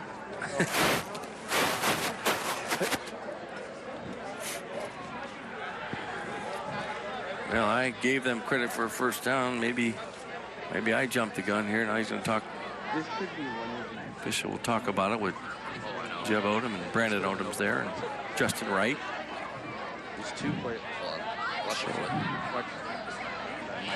It is going to be fourth down. Bring up the no measure. Okay, fourth down. Check that. Fourth and well, and then they are right on top of each other. It looks like if the center just nudged the ball forward, it's going to be a. Stranger things have happened, right? Let's see what happens. Odom under center. Has it, carries it, pushes the pile. There is no part in this game. Flag. You saw that, everybody. Wow. What a shot. And here's the thing with that play. If that player is ejected, he cannot play next weekend. And I am on the side that warrants an ejection right there. There is no part of this football game. That's how football gets a bad rap in the media, with plays like that. So it is, obviously, that is a first down, a Shields first down. Personal foul, defense, half the distance. So he should be thanking his lucky stars that they did not eject him right there. I mean, obviously you're frustrated, but you can't do that. So you're upset. I get it, but you can't do that. So first and goal from the 4, which he's just a sophomore. I can call that a growing pain, but even at this point, there's no part of this game where that play needs to happen. So first and goal from the 4, clock running, 1:35, 1:34. Taylorville leads by 9. Odom in the gun and hands off right side, and he gets into the end zone. He does. Is number 5, Riley Bouchon, and that's a Young Security touchdown. Another $50 to the First Step Women's Center, courtesy of Young Security, and that's certainly going to seal it, 30-15. As you see, Ronnie Bouchon and the Tornadoes celebrating the 6 points there. So great job by Taylorville. Took advantage and made adjustments and did what they had to do to win this football game and become Apollo Conference champs. So Tornadoes will go for the 2-point conversion, or will they? Odom way back in the gun and drop kick. Oh, plenty of leg, and he said he missed it. Oh, wow, I thought he had it from here. Tell you what, he might have a career as a drop kicker. Yeah, you don't see it. Doug Flutie was the last. Yeah, the last guy to do it, and that was 10-15 years ago now. Oh my gosh, if not more. Yeah. So, but Taylorville leads 30-15. 1:20 to go in the game. We'll be naming a player of the game shortly after the conclusion of this game, and Carly Bell will take care of the presentation of the CEFCU Friday Night Rivals Champions Trophy, I should say, from tonight's game. And for Mount Zion, Adam, it looks like they're going to fall to 5-3. Tough way to go. You got one game left. You've got to win it and hope you're in. Hope you get into the playoffs. You know, I'm sure they don't want to sit at 5-4 and sweat it out again. I talked about it earlier. I've been in that situation. It's not fun to know that you could get to those 5 wins, think you have a shot at the playoffs, and then when those are posted, you know, they post the teams that get in before they post the brackets. So, at about 5:30, you find out if you're in or not, and then later you find out who you're playing. We got to sit there and watch that we weren't in. We were one of the first ones out, and that's tough. Well, this has been fun, and look at this, Brandon Odom. Another drop kick. Another drop kick. It's an Illinois Air National Guard drop kick. 2 Mount Zion players wanted the ball. One has it. Still on his feet. 40-45. Midfield. 40. Look out. Down to the 35-yard line. So on There's still time left. Crazy play. 1-11. Mount Zion can't stop the clock, but hey, you down 15? Who knows? Let's see what happens here. Wow, what a return there. Look at this. You see we had two guys run into each other. And one, I mean, incredible. Bryson Bartles is a speedster. He picks it up and tries to take it all the way. So you got to fire Adam right to the end zone. You got to. Yeah, you got to get big chunks of yards. Yeah, big chunks of yards. Ball on the 36 where they mark it. Back to throw. Ashton Summers does sideline, and he stayed in bounds, complete, but stops the clock. I mean, stayed in bounds. He made the completion catch, and so second and maybe a couple. 1:06, probably the most important thing, other than the fact you trail and have to get out of bounds, and that's what Drew Linden did. Back to throw again, and going to the end zone. Got a man, but he's in between two Taylorville defenders. That would have been a tough play, but you got to do it. You got to try to make it in the end zone. I think the Braves wanted interference and nothing doing that time. It was it was covered pretty well by the Tornadoes there. So take a look. Nobody's touching anybody.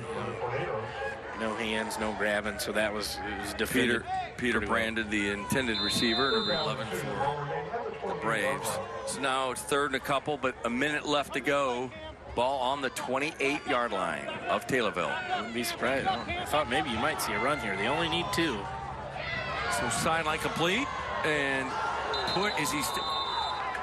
yes, he got out. Stop the clock. I wasn't sure, but it'll stop to move the chains. I don't think he got out of bounds though, so that clock will start again. 53 seconds. That is a Shields first down. Ball is on the 18-yard line. Check that. 13-yard line. First and 10. 52 seconds. Clock running. Back to throw, and he does throw. Is Summers, and complete inside the 5. Up to the 2, I think. And he's close to the end zone. Yeah, it looks like he maybe even hit the 1. 43 seconds. Down 15. Got to get into the end zone. And one of the two, if they get 2 touchdowns, has to be go for a 2-point conversion, but got to get into the end zone first. 43 seconds.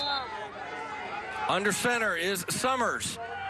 Goes forward, and he is in, is he not? He's in. Where's the, yes. So touchdown, Mount Zion on the keeper, and that's a Young Security touchdown and another $50 donation to the First Step Women's Center. They're going to go for it 38 here. seconds. So now it's a 30-21 game. You see the replay there, and that line just pushing forward for Mount Zion. I would almost kick it here and then go for 2 to tie it. Just because if you don't get any points here, you're down 9, the game's over. Let's see what they do. I would think that that's what they would do too, Adam, but let's see what the Braves do. 38 seconds to go, and they will attempt the point after and try to keep this game, stay alive for all intents and purposes. Snap kick is up, and it is good. So now we have a 30-22 game.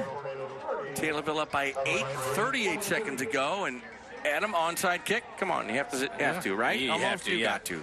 38 seconds. You need some help with turf. You never know. You can get that big second bounce. And Coach Jeb Odom not happy. You see there, and Mount Zion Braves. They played back on defense, and you could, in my mind, these are almost unwarranted possessions. You had the ball with a minute and a half left. They couldn't stop the clock anymore. He wanted to score. He wanted to send a message, but at that point, you don't need to. Almost, you could end the game with the ball in your hands. Now you're going to make it a little interesting. Onside kicks are craziest plays in football. I mean, fun to watch and not fun as a coach, though. Nope, and not usually not successful on any level, but high school, college, or NFL, professional level, but sometimes it works. So get your hands team out there, all your guys with your best hands. We used to put a lot of your best baseball players because the ball comes like a hot ground ball, so you want a guy who can feel it. Your hands team, right? They call it, right? Yep, your hands team. All right, and look at this. So Jace Dameron, number 4, who made a field goal tonight and just made the extra point. Down by 8. The Braves need the ball and a good, more than likely onside kick, and that's what Taylorville is expecting. Here's the Illinois Air National Guard. Kick. Falls. Oh, who got it? Mount Zion says they have it on the 47. It's going to be a... Oh, my goodness. What a great onside kick. Jeb Odom is beside himself. But let's see what the call is. Now, Taylorville says they have it. Mount Zion says they do. Oh, boy. Who's got it? Now, Taylorville says they have it. Let's see. Oh, Mount Zion. What's it? Yeah, Taylorville's got it. Wow. That was a little bit of suspense. Will Kettlecamp.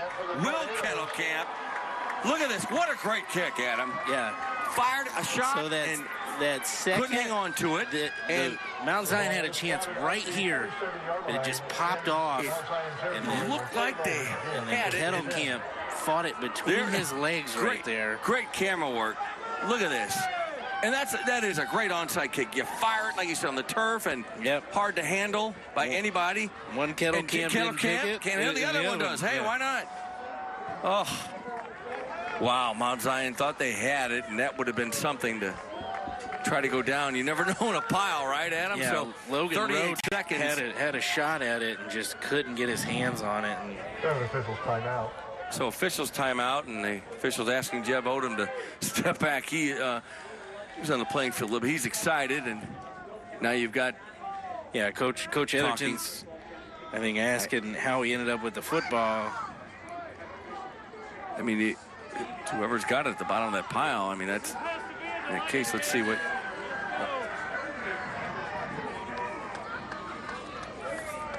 We said a lot of emotions. This is a rivalry, and two very, very good coaches here. So ball on the 47, and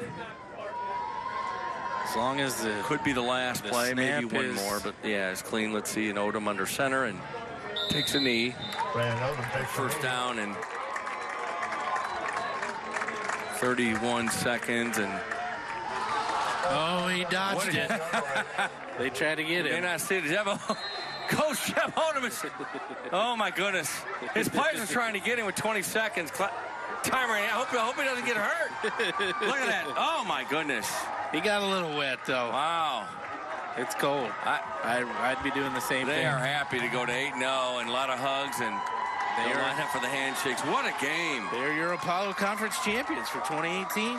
Congratulations to Taylorville. Congratulations to Taylorville. 30-22, our final here on Sefkew Friday Night Rivals. And again, a tale of two halves, and incredible performance by Taylorville in the second half. And Jeb Odom, and there's the replay. Jeb Odom, they're going to get him somehow.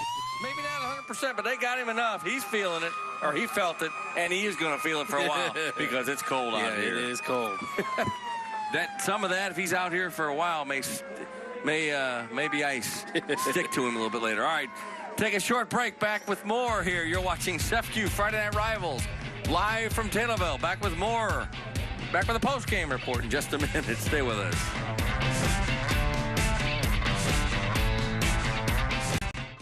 People not from around here are often surprised that Casey's Pizza is so incredibly delicious. They say they didn't know you could get the best tasting, freshest baked pizza from a convenience store. Please, we're not just a convenience store. We're the best tasting, freshest baked pizza joint you'll totally love that just happens to conveniently have everything else you need too.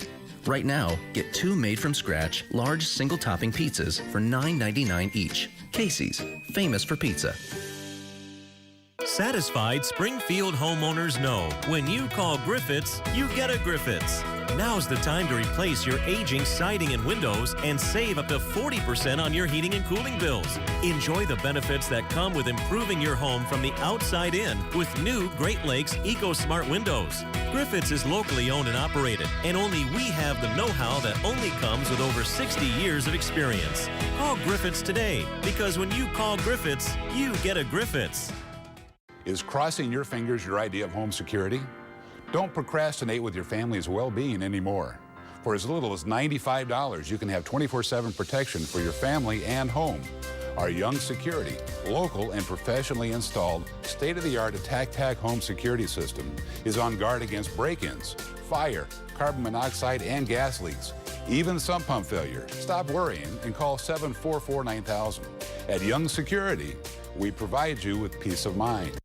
October is Truck Month at Friendly Chevrolet. We have more trucks to choose from than anyone in Central Illinois.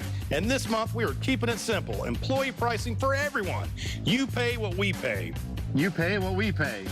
You pay what we pay. You pay what we pay. You pay what we pay. You pay what we pay. You pay what we pay. You pay what we pay. Hurry into Friendly Chevrolet, your #1 Silverado dealership in Central Illinois. Welcome back to SEFCU Friday Night Rivals, presented by Prairie Heart Institute of Illinois and Paul Wappel, Adam Anderson. The Taylorville Tornadoes here at home have just wrapped up victory number 8. They remain undefeated. They moved to 8-0 with a 30-22 hard-fought win over their rival, the Mount Zion Braves, who fall to 5-3. One game to go, of course, for everybody in the regular season. Mount Zion really needs to win to have assure themselves of a playoff spot next week. But right now, we're going to take a look at our player of the game and some highlights. And it is none other than Taylorville quarterback Brandon Odom. He is our Orthopedic Center of Illinois player of the game, and why not? I know he had 3 rushing touchdowns tonight. Really kind of changed the way this game was in the second half. Put a lot of momentum on the side of Taylorville and brought them this victory. Great job by Brandon Odom, and the offensive line did a great job, but he did some of it himself as well at Odom and just became an even bigger threat. I mean, he ran the ball coming into the game. We knew that, but more tonight. And like I said, 3 touchdowns and huge second half for the Tornadoes. Let's go down now to Carly Bell on the sidelines. Carly? Thanks, guys. I'm here with our player of the game, quarterback Brandon Odom. First, I'll clap it up for your boy here. First, you guys did not start off slow, as I talked to you during the game. It didn't start off well. What was that halftime like for you guys to spark and come out on top? It was pretty intense. I mean, a moment of reality. We haven't had much adversity through the season, so, I mean, that's good for us. We persevered, and that's what Taylorville football is, never quit, right? You had over 200 total all-purpose yards today, which is one of your best games that you've had all season. What was it for you? Were you just in your heat today? I mean, guys up front were doing a great job. Coach Odom was making money play calls. So. Well, this is for you. This one's for you. And then we got the conference championship plaque here for Coach Odom. This was also your 100th game here at Taylorville for you to come out with a big win and also the conference championship win. What does that mean to you? Well, it means that I surrounded myself with awesome people, with awesome players, and a great coaching staff, and a terrific community. Taylorville Tornadoes, conference championship, baby!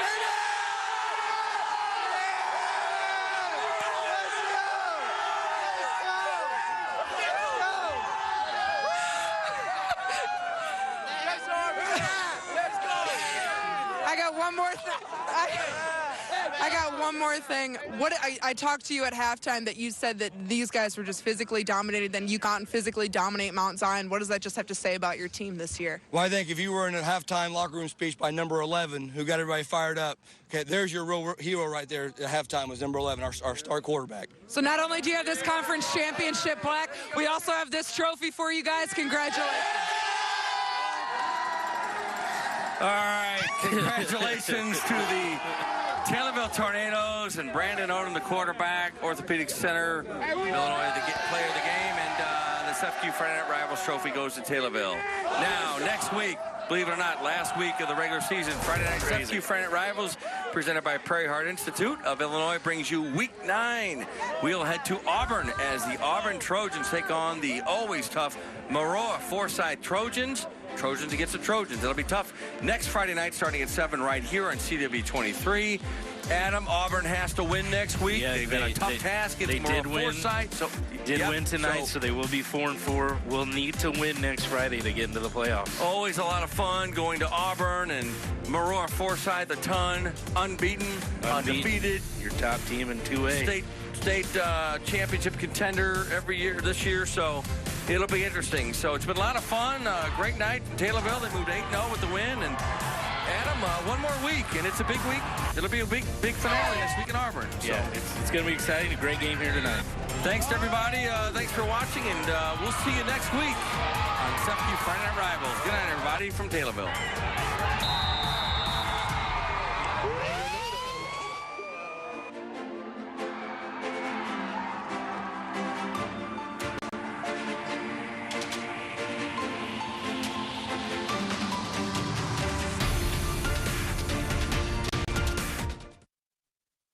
Get ready for this week's matchup. The Mount Zion Braves take on the Taylorville Tornadoes. TFQ Friday Night Rivals, presented by Prairie Heart Institute of Illinois. Watch each week as the area's best high schools take to the field and battle for victory. Pride, determination, and the will to win. Experience it all live this Friday at 7 on CW23. TFQ Friday Night Rivals, presented by Prairie Heart Institute of Illinois. Are you ready for some hands-on training to help you take off in as little as a year? Midwest Technical Institute offers a variety of programs in growing industries like mechanical trades, allied health, cosmetology, and truck driving. We offer daytime and evening classes, and for those who qualify, financial aid and placement services are available. Earn the qualifications and certifications that you need. Get your life moving and enroll today at midwesttech.edu. Midwest Technical Institute. Hands-on, take off. For an experience that's far above ordinary, kick off your career with the Air National Guard. Visit goang.com/IL, the Illinois Air National Guard, with over 140 career opportunities to choose from. See the people at Sutton's, what a difference. They do it all: roofing, siding, windows, doors, bathrooms, kitchens, sunrooms and additions, emergency services, master craftsmanship coupled with 72 years of experience and still family owned and operated. Google Sutton's in Springfield today. Sutton's, what a difference. See the people at Sutton's, what a difference. Jeep Adventure Days at Trinity. 2019 Jeep Cherokee Latitude, just $19,990 after rebates. All new 2018 Jeep Compass, just $21,700 after rebates. All new 2018 Jeep Grand Cherokee, just $34,850 after rebates. Hurry in to Trinity. Imagine a place where theory becomes practice. Imagine a place where research begins on day one. A place made entirely for you. Imagine a place where the people make all the difference. Make it here. Make it Milliken. A home is an investment for the long term, and your home's foundation is the key to protecting that investment. For wall cracks, settling, water problems, or an unsealed crawl space, call Woods Basement Systems for a solution that delivers comfort and security for years to come. It's your Sunrise Morning Team with Rachel and Justin. Plus, plan your out-the-door weather and wake up with Joe on News Channel 20 Sunrise, weekdays 5 to 7 a.m.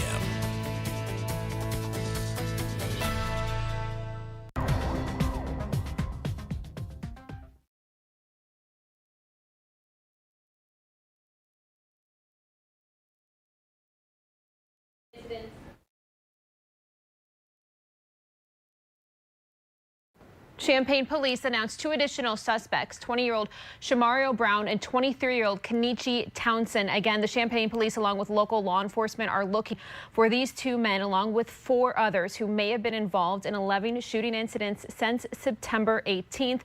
Police first asked for the public's help Tuesday, initially releasing the names of 4 people. Now, according to police, all 6 of the suspects have outstanding warrants and are affiliated with or are known gang members.